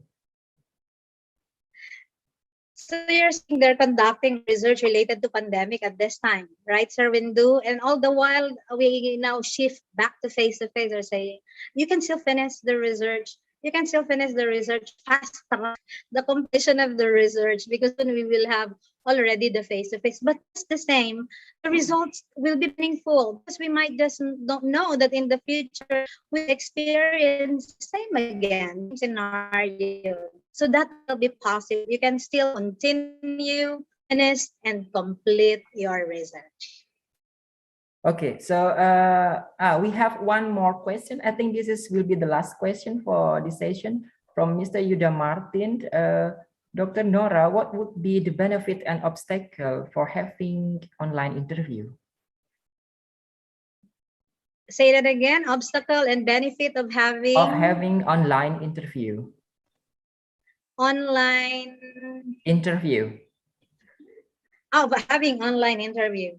The benefit is that, of course, you're observing health protocol. You do not do it face-to-face, and hence, in case one is with the virus, you're not getting the virus from him. That's one benefit. Similarly, you can still be asking the same questions in the online interview, similar questions to the questions you will be asking in the face-to-face. So you will still be getting the same answer. Third, actually, there are some people who can be more comfortable answering interviews through online. They can be ashamed when they're doing it face-to-face, but during the interview, online, they can be more confident. Okay, you can still see, like what I have said, facial expressions and other things, actuations and all that during online interview face-to-face. However, of course, with the face-to-face, that's the most ideal during the time that we had face-to-face. You can, of course, see vividly facial expressions, because in online, there's a tendency also that you can hide other things that you would like to show, right? You can fake your facial expression, for example, whereas in face-to-face, really you will be able to detect the meaning of the actuations of the respondents. But that's the same, these two methods of data gathering, be it online or face-to-face, will still be beneficial so long as you are able to generate the answers that you are expecting from, of course, our respondents. Okay, thank you, Dr. Nora and Mr. Yuda for the question. I think our time is over for this session. I would like first to conclude our discussion for this morning. So based on the presentation, the talk from Dr. Nora, this pandemic situation brings not only social and economic problematic to the world, but also it offers a very wide range possibility of research topic that need to be explored by us as academicians and also the researchers. And we hope that by doing our research, by continuing our research during this pandemic condition, we can find some best solution for our world. I think that's all for this session. Thank you very much, Dr. Nora, for presenting this talk this morning. Thank you also for the participants and the organizer. I think we would like to deliver a token of appreciation for Dr. Nora. Okay, on behalf of the Universitas Pendidikan Ganesha and the organizer of ICIRAD 2020, we would like to deliver you this token of certificate of appreciation. Thank you very much, Dr. Nora. Thank you very much. So this session is over. I'm going to give back the screen and time for the Master of Ceremony. Thank you very much and see you soon. Thank you very much, Mr. Madewindu Antara Kasiman. Dear participants, ladies and gentlemen, what an excellent presentation and discussion we had just now. I believe we are all receiving wonderful insights about the topic presented. On behalf of the committee, I would like to say thank you to all the keynote speakers and also moderators for today, as well as the participants who actively engage. Ladies and gentlemen, before we get into the parallel session, we will have lunch break for about an hour. The parallel session will be started at 1 p.m. Bali time. Have a great lunch.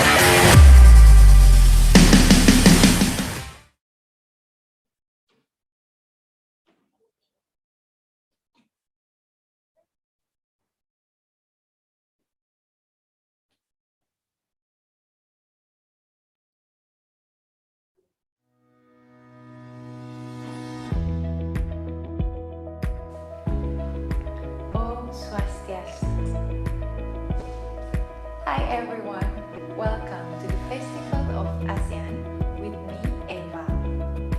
As the largest archipelagic country in the world, Indonesia is blessed with so many different people, culture, tradition, landscape, and everything else that it nearly feels like 100 countries melted into one.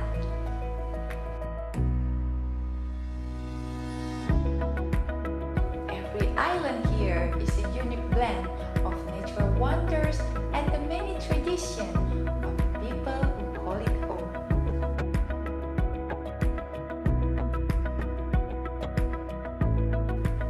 The land holds some of the greatest adventures you will ever experience on the face of the earth.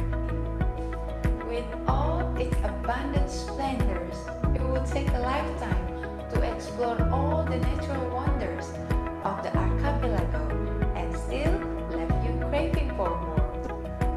As the country of the ultimate in diversity, there's sure everything for everyone here. Ladies and gentlemen, please accept our warmest greetings from the wonderful Indonesia.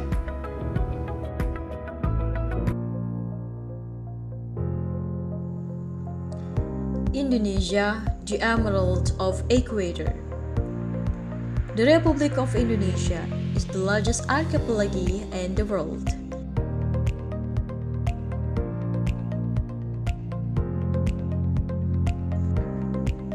Indonesia has thousands of islands with their own uniqueness.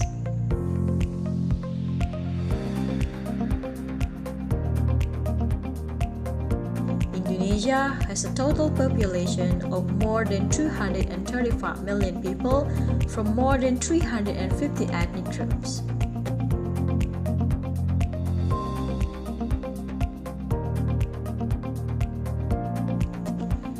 Even since prehistoric times, the Indonesian archipelago has been inhabited.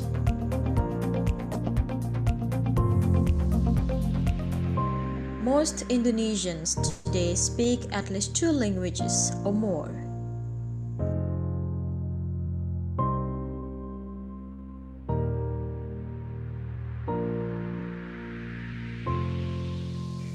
Many of the world's most ancient wonders can be found in Indonesia.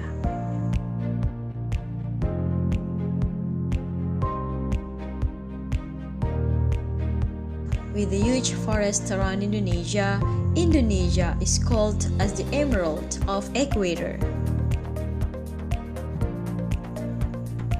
Volcanic eruption in Indonesia made the ideal habitat for a large number of unique and endemic flora and fauna.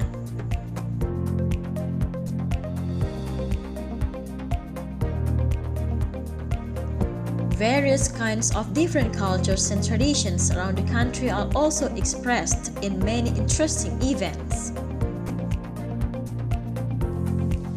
Indonesian culture is indeed rich in arts and crafts. For example, textile, woodcrafts, and beautiful sculptures.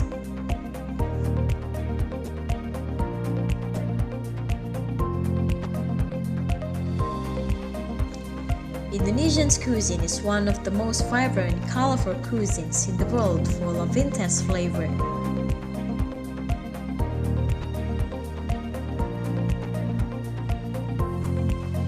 Here, we present several famous places in Indonesia.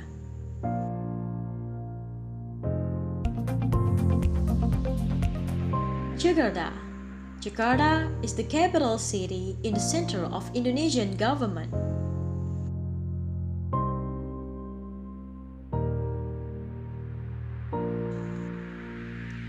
Jakarta is the main entrance for tourists to Indonesia. A vibrant community that cherishes life in a myriad of interesting ways. From the tranquil seaside, fresh exhilarated. Museums feature histories of evolution and culture. Then the Kota Tua Hall brings together history and today. Centuries of multicultural togetherness. Experience the good life in Jakarta innovative recipe masterchef, gourmet delicatessen but also fascinating street food.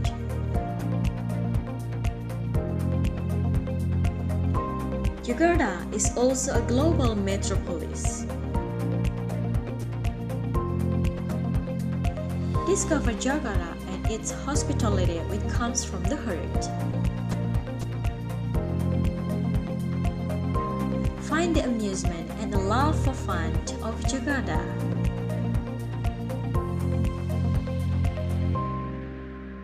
Sumatra.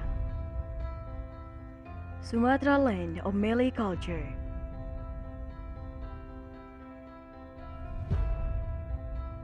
The place of adventure in the hidden paradise of Sumatra. Experience the awesome nature. Understand the connection to ancient cultures.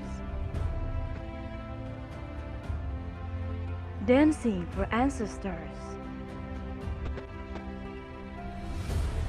A colorful tradition.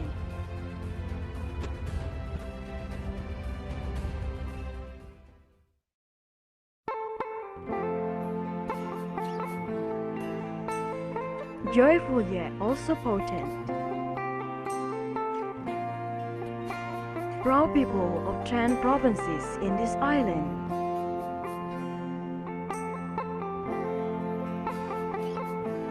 At the coast and in the cities.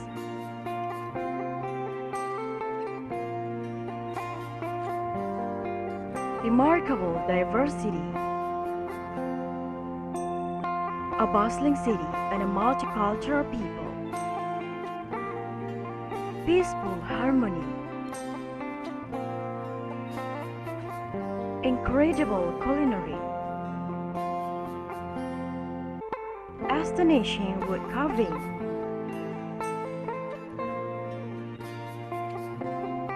Sumatra, unity between nature and people.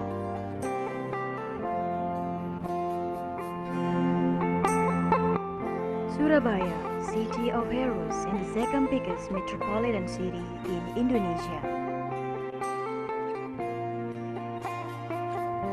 Surabaya is also an industrial city. Many historical places still can be visited here. A celebration of remarkable heritage.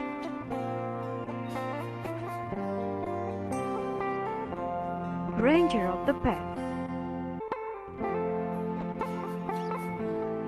wonders of ancient architecture,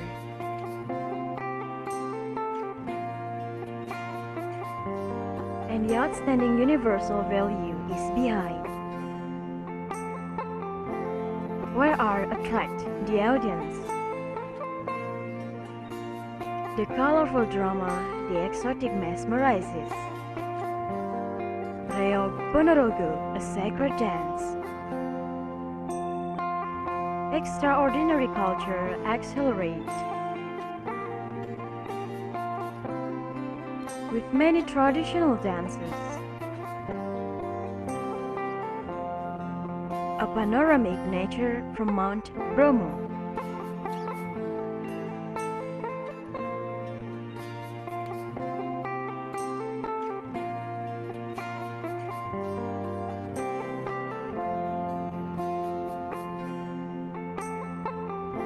You will enjoy the adventure from nature to metropolis city.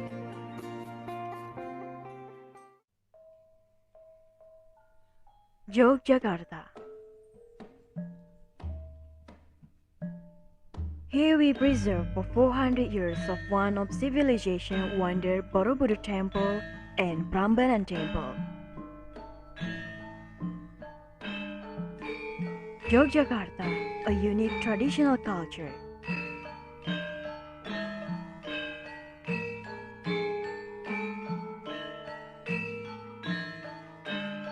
Gamelan and dances are unique from this city.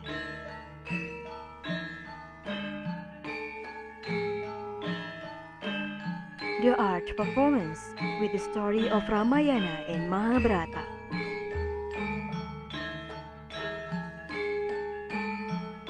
Interesting experience with creating batik, the traditional art textile in Indonesia. Experience on silver and gold accessories. Travel in Malioboro and experience street market and street food with very low cost. To get more life journey,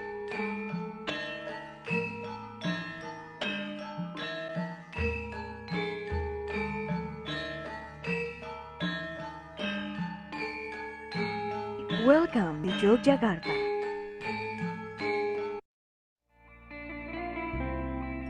Kalimantan. Kalimantan are also known as Borneo.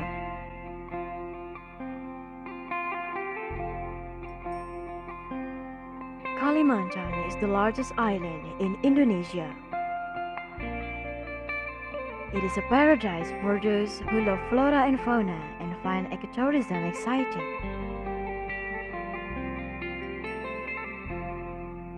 With very unique culture and type of house.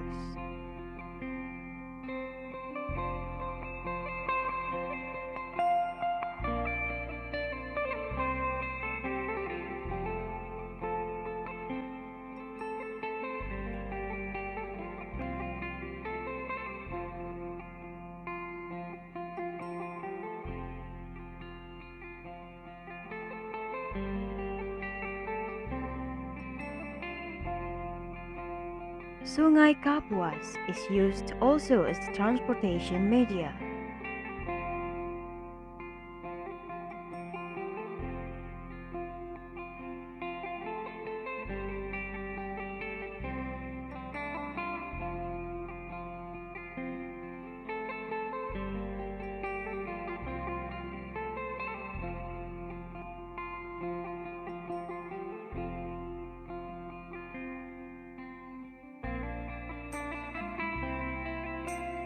The Dayak tribe is an indigenous tribe in Kalimantan.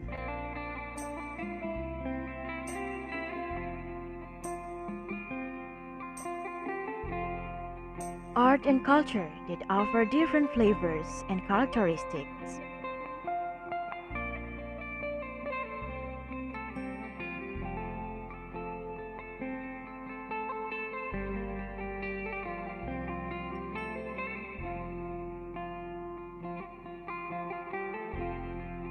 creating masterpieces that characterize Indonesian Nusantara.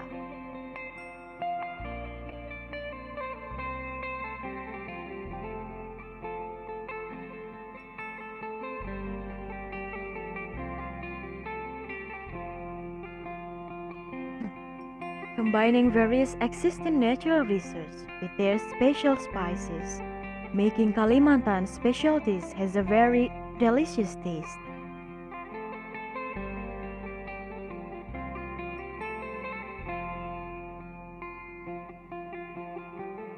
A masterpiece that combines nature and new technology.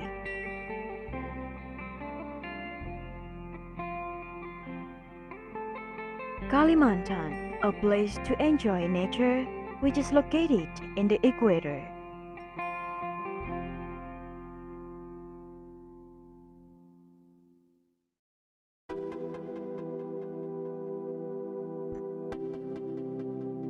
Lombok, pristine tropical beaches,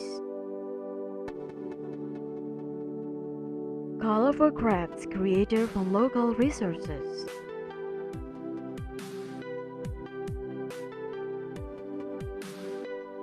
Presented to visitors. Authentic traditional village. Distinctive art and culture. Guests can take a part in the process.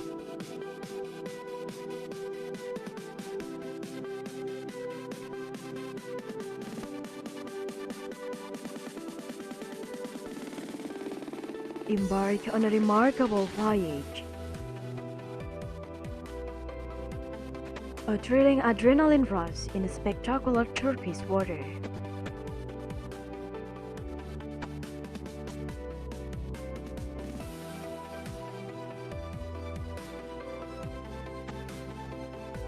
Exploring the tracks, crystal clear waters of the towering Pleiades.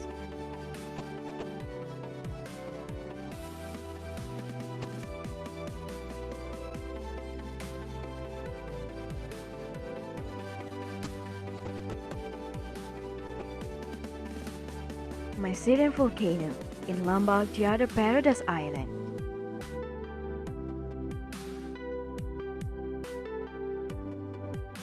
Sumba, one of the exotic area from southeast of Indonesia. To visit the every single hidden beauty. To get amazed by its unique forms of nature. To move every part of my body. And the stomping music takes me into tranquility, as every each of them is God's masterpiece. To touch the coolness of afternoon breeze,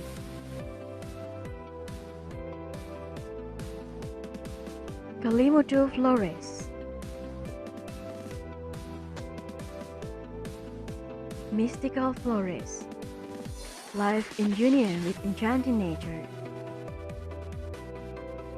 Sustaining heritage. Preserving the craft, a way of life. Tradition maintained through celebrations. Captivating ritual called Padika. View the spectacular crater lakes of Kalimutu.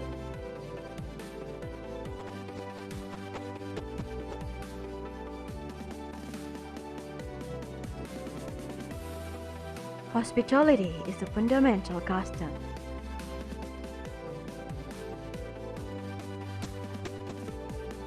A precious experience. A precious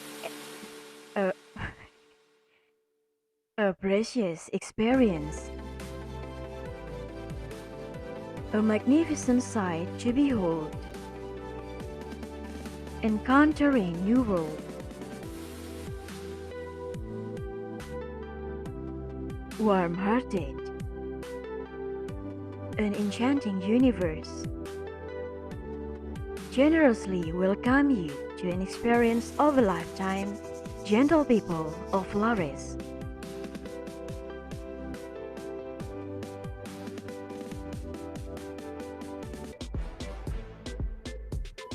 Komodo, Labuan Bajo, a budding tourist destination in a panoramic fashion town.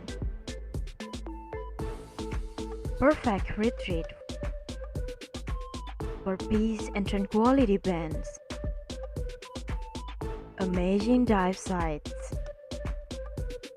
Magnificent underwater life.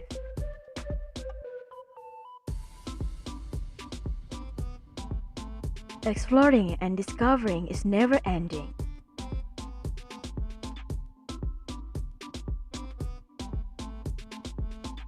Uncovering Earth.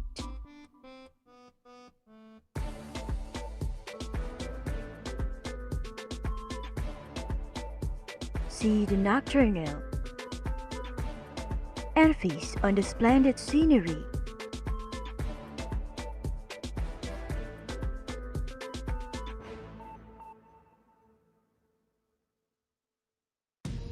Isolated to conserves.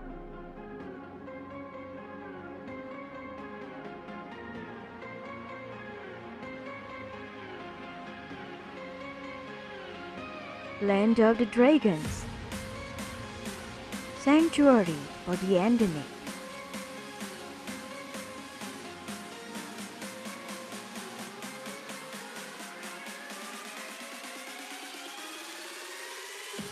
Natural habitat of the giant lizards. Beautiful beasts. Magnificent journey into the wild. Komodo Island.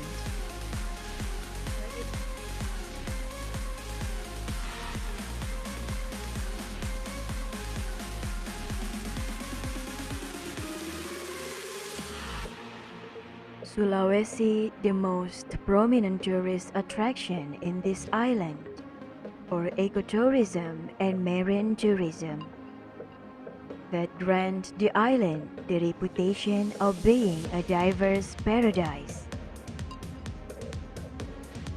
The rich and fertile land of Minato. Real life flows and gentle stream, but are genial, inspiring candy and crafts. Beaches that energize life victorified livelihood. It is a land that is embraced Christianity posted important events, easily accessed. Still fascinating life in Sulawesi.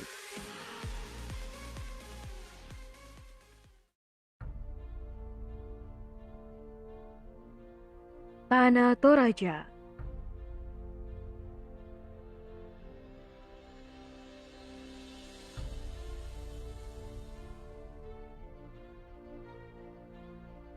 Tanah Toraja, a warm greeting from Sulawesi.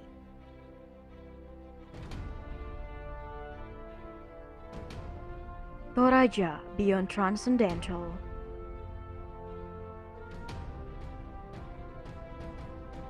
This village untouched by modern life.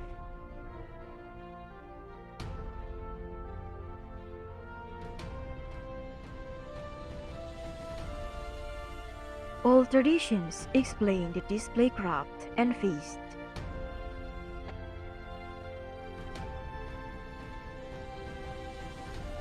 Increasing, there is the myriad of marvelous culture.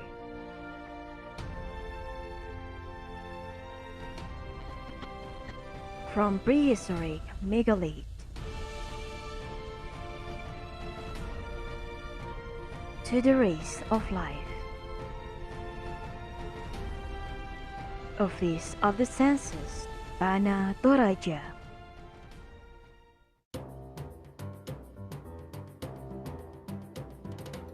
Papua.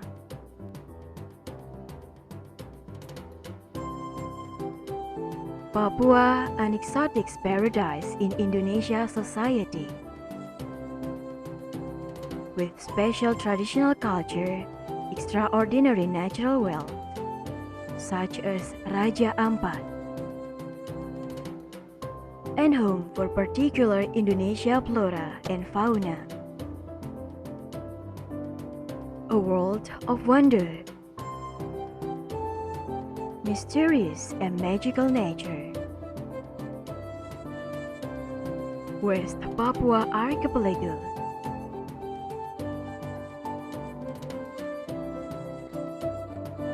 Extremely rich sea life adorned, with emerald and vineland rolling protected in front of the coast. The haven for divers. The richest marine biodiversity in the world, home to majestic phantoms of the ocean. The life of a tribe in the sea with nature in Papua. Ancient culture, a world of culture. Area and magical the life of a tribe in the sea with nature. Feel adventure and it's comfortable.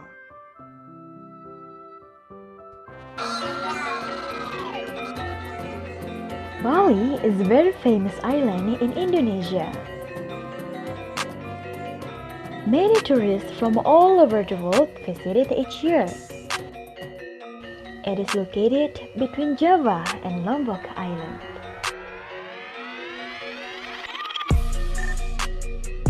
It has an area of 5,780 km², with 8 regencies and 1 municipality. The best way to enter this island is through Bali International Airport, Ngurah Rai.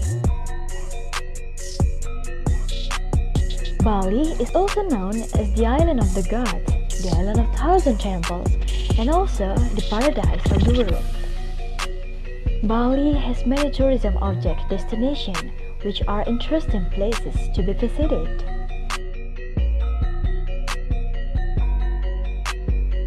Apart from the fact that this island is famous for its natural beauty, especially the beach, Bali is also famous for its unique and interesting arts and culture.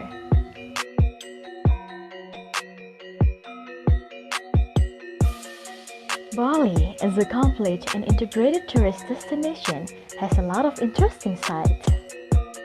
Some places, such as Kuta Beach, Tanah Lot Temple, Beratan Lake, Garuda Wisnu Kencana Statue, Novena Beach with its dolphin, Uluwatu, the Sakya Temple, the major temple of Bali,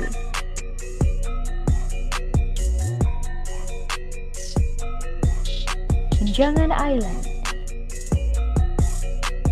Kintamani,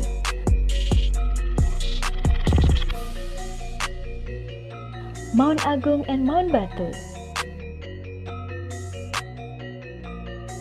Amet, Tulamben, Ubud,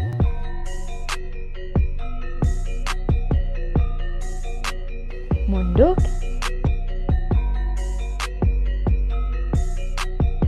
Nusa Penida Island. Many waterfalls and many other are the list of most visited objects existed in Bali.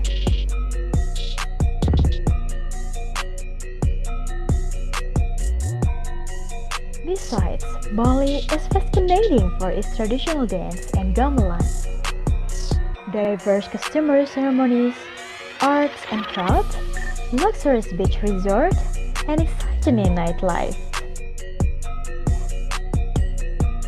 Known as the Island of the Gods and and the island of Thousand Temple, Bali has so many places for experiencing spiritual activities to provide a sense of peace and tranquility. For Balinese people who are Hindu, most of their lives are dedicated to traditional ceremonies and at maintaining harmony in the world. With the philosophy of Trihitakarana, Balinese people maintain their harmonic life with the gods, people, and the environment. Bali has a side of entertainment ranging from spiritual life, culinary to extraordinary experiences, such as surfing sports, diving, and trekking in challenging forests to be explored. Therefore, this small island has many uniqueness in it.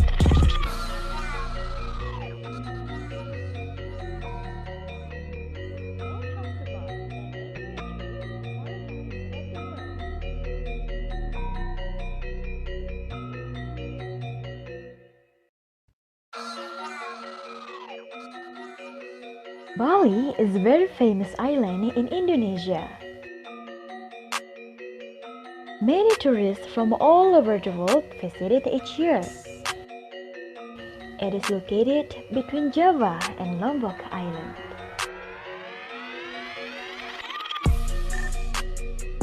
It has an area of 5,780 kilometers square, with 8 regencies and 1 municipality. The best way to enter this island is through Bali International Airport, Ngurah Rai. Bali is also known as the Island of the Gods, the Island of Thousand Temples, and also the Paradise of the World. Bali has many tourism object destinations, which are interesting places to be visited.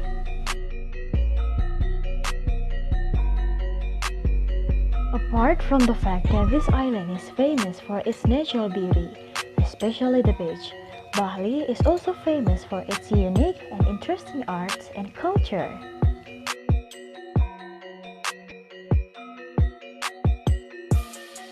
Bali, as a complete and integrated tourist destination, has a lot of interesting sites. Some places, such as Kuta Beach, Tanah Lot Temple, Beratan Lake, Garuda Wisnu Kencana Statue, Novena Beach with its dolphin, Uluwatu, the Sakya Temple, the major temple of Bali,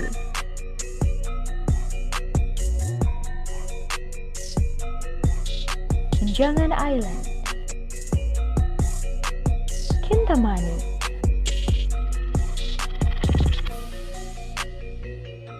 Mount Agung and Mount Batu, Amet, Celamban,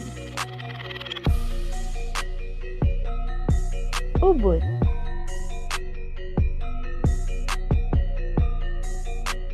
Munduk,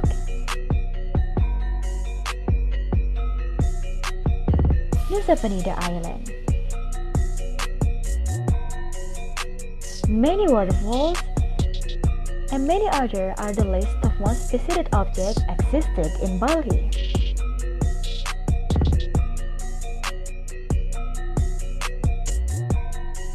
Besides, Bali is fascinating for its traditional dance and gamelan, diverse customary ceremonies, arts and crafts, luxurious beach resort, and exciting nightlife. Known as the Island of the Gods and the Island of Thousand Temples, Bali has so many places for experiencing spiritual activities to provide a sense of peace and tranquility.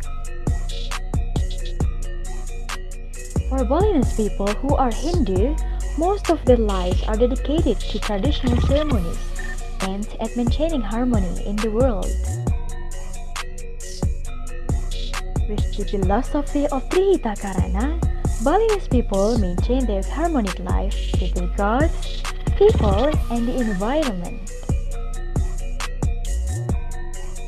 Bali has a side of entertainment ranging from spiritual life, culinary to extraordinary experiences, such as surfing sports, diving, and trekking in challenging forests to be explored.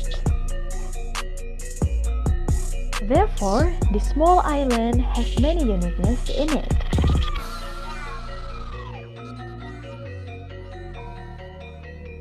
Welcome to Bali and enjoy a trip in the paradise of the world.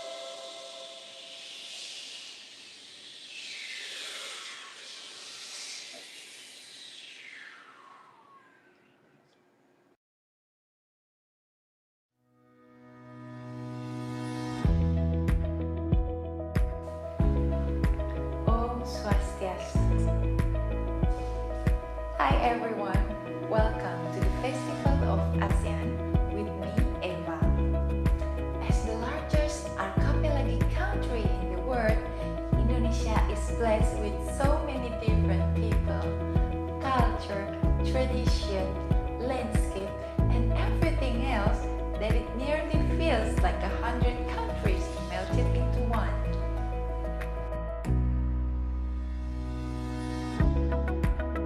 Every island here is a unique blend of natural wonders and the many traditions of people who call it home.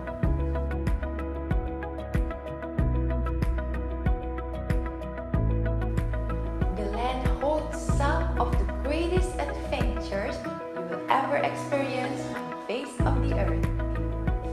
With all its abundant splendors, it will take a lifetime to explore all the natural wonders of the archipelago and still leave you craving for more.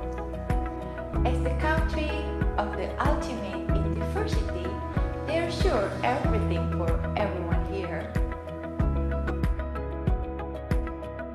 Ladies and gentlemen, please accept our warmest greetings from the wonderful Indonesia.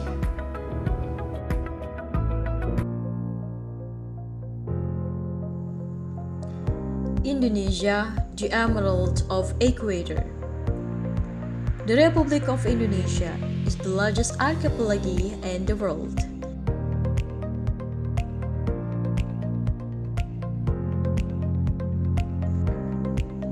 Indonesia has thousands of islands with their own uniqueness.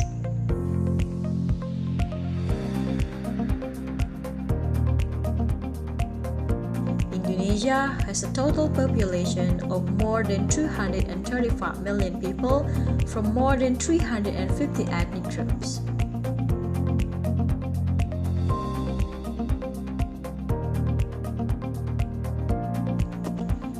Even since prehistoric times, the Indonesian archipelago has been inhabited.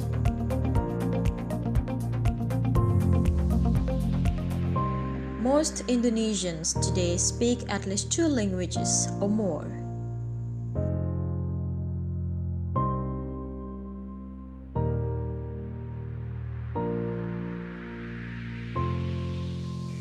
Many of the world's most ancient wonders can be found in Indonesia.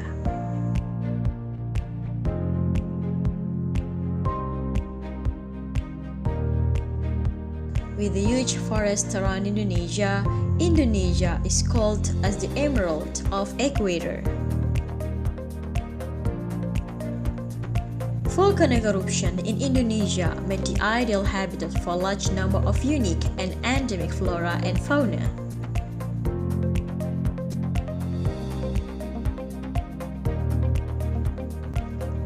Various kinds of different cultures and traditions around the country are also expressed in many interesting events. Indonesian culture is indeed rich in arts and crafts. For example, textile, woodcrafts, and beautiful sculptures.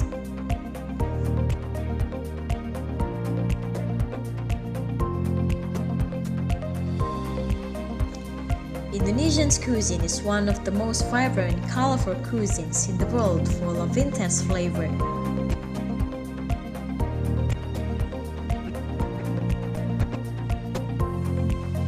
Here, we present several famous places in Indonesia.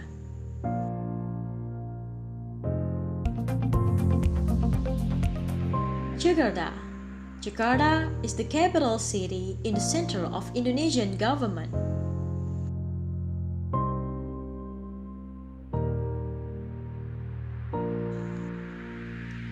Jakarta is the main entrance for tourists to Indonesia. A vibrant community that cherishes life in a myriad of interesting ways. From the tranquil seaside, fresh exhilarated. Museums feature histories of evolution and culture. Then the Kota Tua Hall brings together history and today. Centuries of multicultural togetherness. Experience the good life in Jakarta innovative recipe masterchef, gourmet delicatessen but also fascinating street food.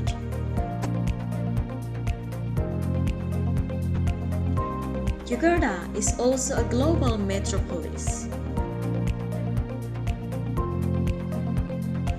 Discover Jakarta and its hospitality which comes from the heart.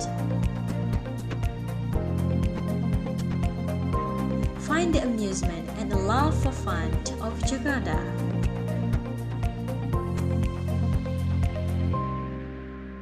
Sumatra. Sumatra land of Malay culture.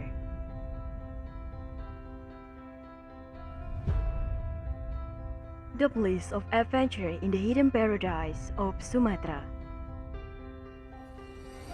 Experience the awesome nature. Understand the connection to ancient cultures. Dancing for ancestors. A colorful tradition.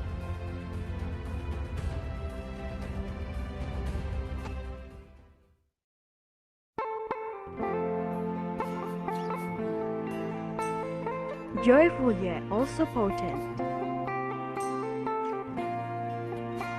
Proud people of 10 provinces in this island.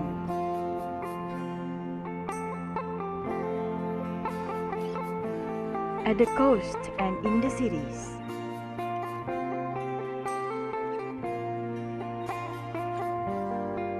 Remarkable diversity.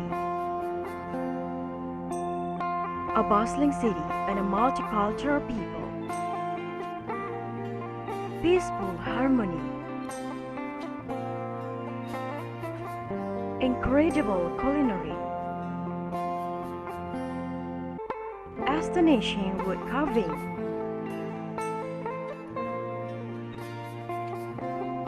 Sumatra, unity between nature and people.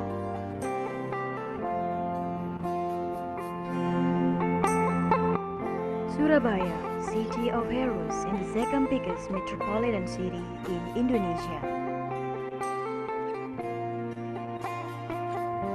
Surabaya is also an industrial city. Many historical places still can be visited here. A celebration of remarkable heritage.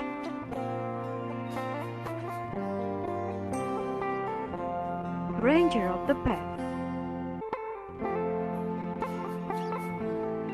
Wonders of ancient architecture.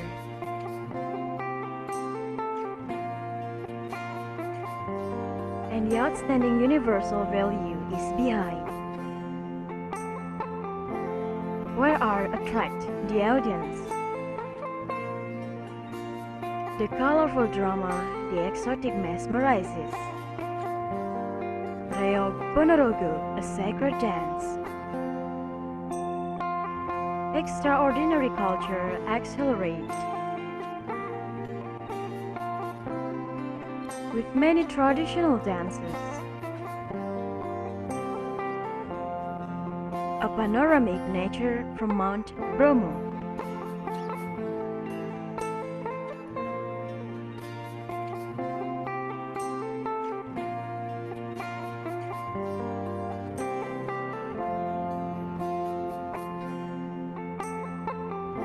You will enjoy the adventure from nature to metropolis city.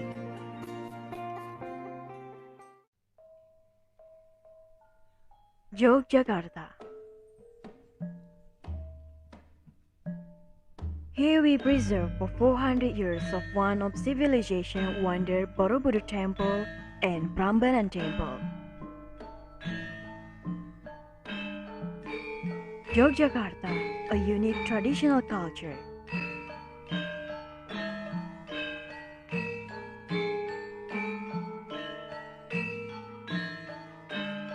Gamelan and dances are unique from this city.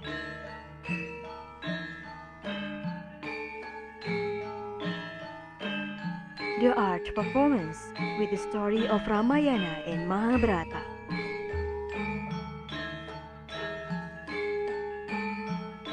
In interesting experience with creating batik, the traditional art textile in Indonesia. Experience on silver and gold accessories. Travel in Malioboro and experience street market and street food with very low cost. To get more life journey,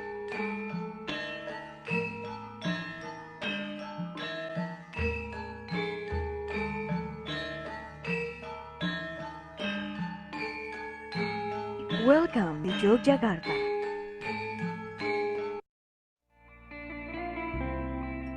Kalimantan. Kalimantan, or also known as Borneo.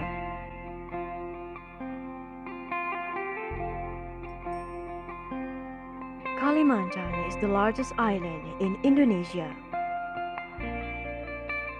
It is a paradise for those who love flora and fauna and find ecotourism exciting.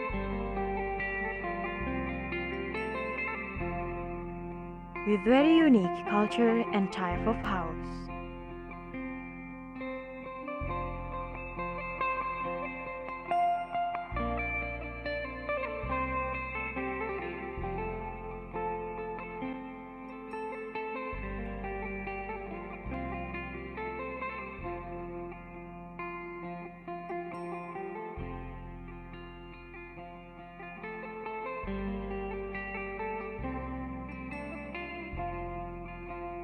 Sungai Kapuas is used also as transportation media.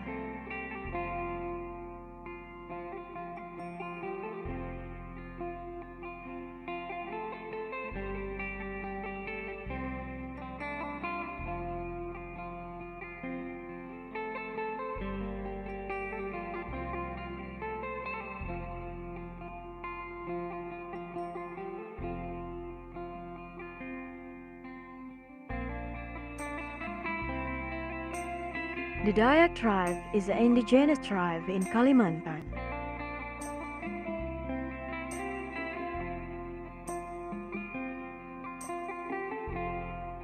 Art and culture that offer different flavors and characteristics.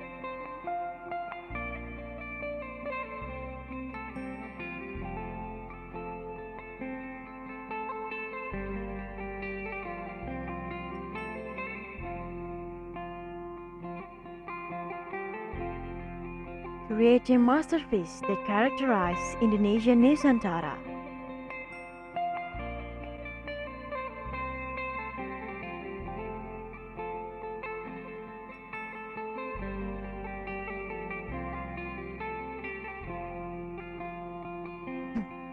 Combining various existing natural resources with their special spices, making Kalimantan specialties has a very delicious taste.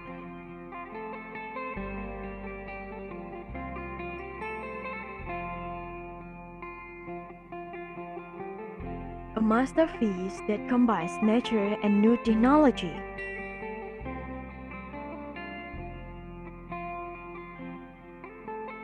Kalimantan, a place to enjoy nature, which is located in the equator.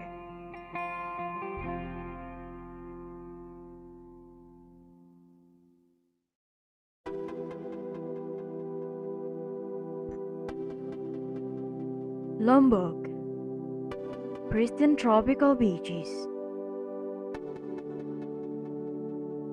colorful crafts created from local resources,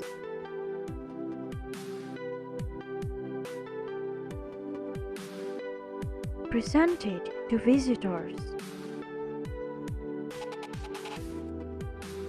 authentic traditional village, distinctive art and culture. Guests can take a part in the process.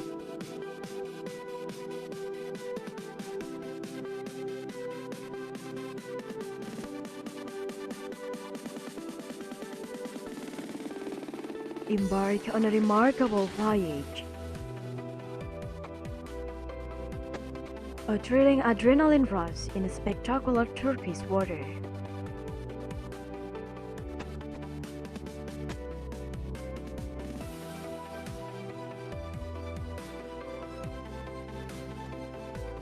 exploring the tracks crystal clear waters of the towering plateaus.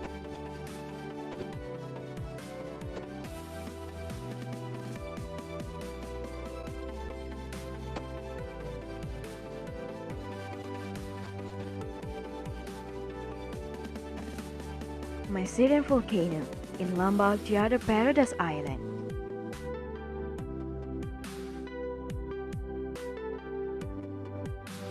Sumber, one of the exotic area from southeast of Indonesia. To visit the every single hidden beauty. To get amazed by its uniforms of nature.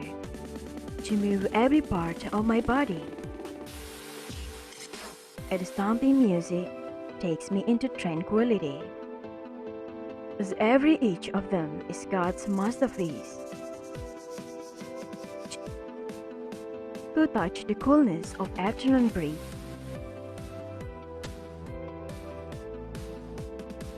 Kalimutu Flores, mystical flores. Life in union with enchanting nature, sustaining heritage, preserving the craft, a way of life, tradition maintained through celebrations, captivating ritual called Padika.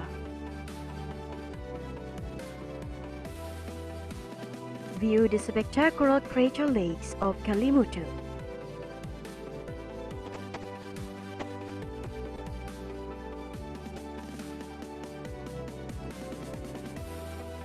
Hospitality is a fundamental custom.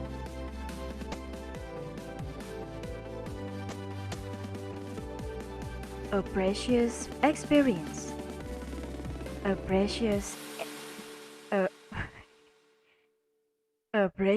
experience. A magnificent sight to behold. Encountering new world.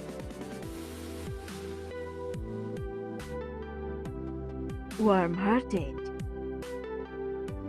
An enchanting universe.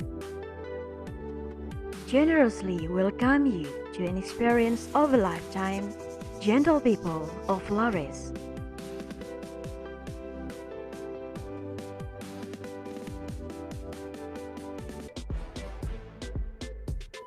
Komodo, Labuan Bajo, a budding tourist destination and a panoramic fashion town.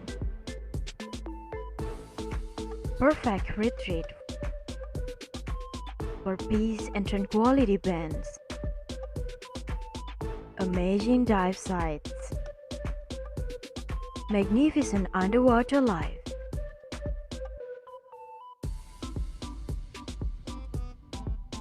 Exploring and discovering is never ending.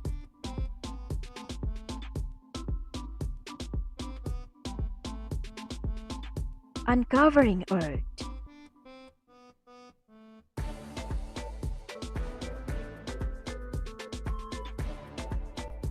See the nocturnal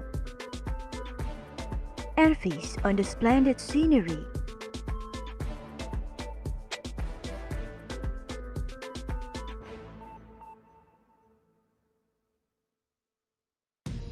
Isolated to conserves.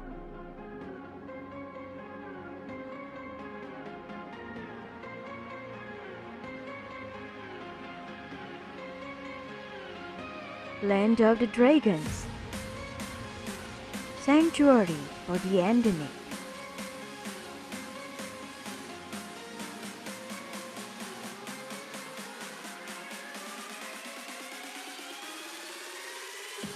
Natural habitat of the giant lizards. Beautiful beasts. Magnificent journey into the wild. Komodo Island.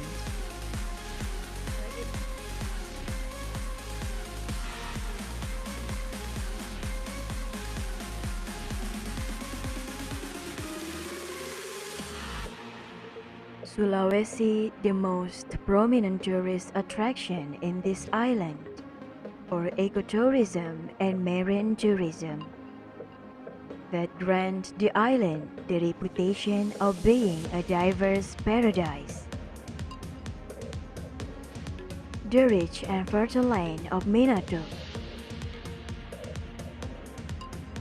real life flows and gentle stream, but are genial, inspiring candy and crafts. Beaches that energize life picture-vibe livelihood. It is a land that is embraced Christianity posted in Portland events, easily accessed. Still fascinating life in Sulawesi.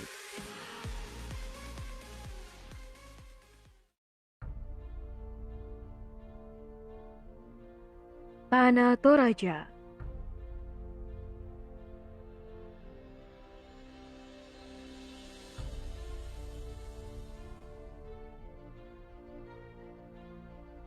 Tanah Toraja, a warm greeting from Sulawesi.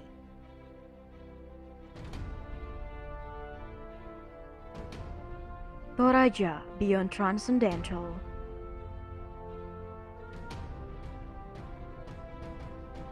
This village untouched by modern life.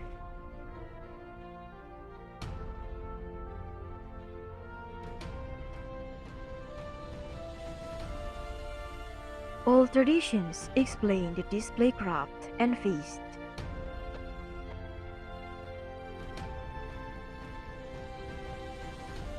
Increasing, there is the myriad of marvelous culture.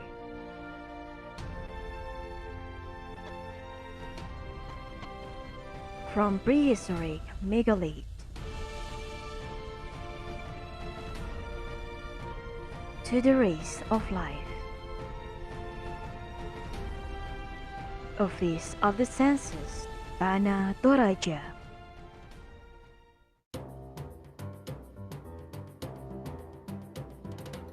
Papua.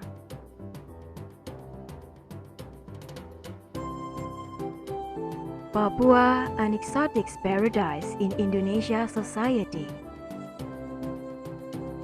with special traditional culture, extraordinary natural wealth, such as Raja Ampat, and home for particular Indonesia flora and fauna. A world of wonder, mysterious and magical nature. West Papua Archipelago.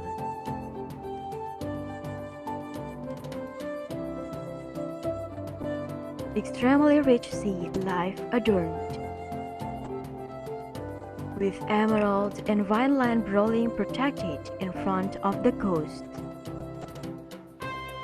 The haven for divers. The richest marine biodiversity in the world, home to majestic phantoms of the ocean. The life of a tribe in the sea with nature in Papua. Ancient culture, a world of culture. Area and magical the life of a tribe in the sea with nature. Feel adventure and it's comfortable.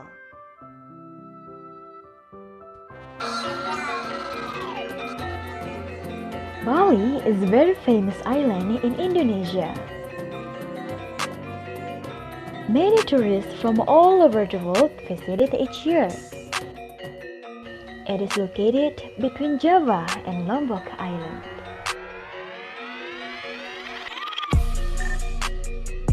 It has an area of 5,780 km², with 8 regencies and 1 municipality. The best way to enter this island is through Bali International Airport, Ngurah Rai. Bali is also known as the Island of the Gods the island of thousand temples, and also the paradise of the world. Bali has many tourism object destinations, which are interesting places to be visited.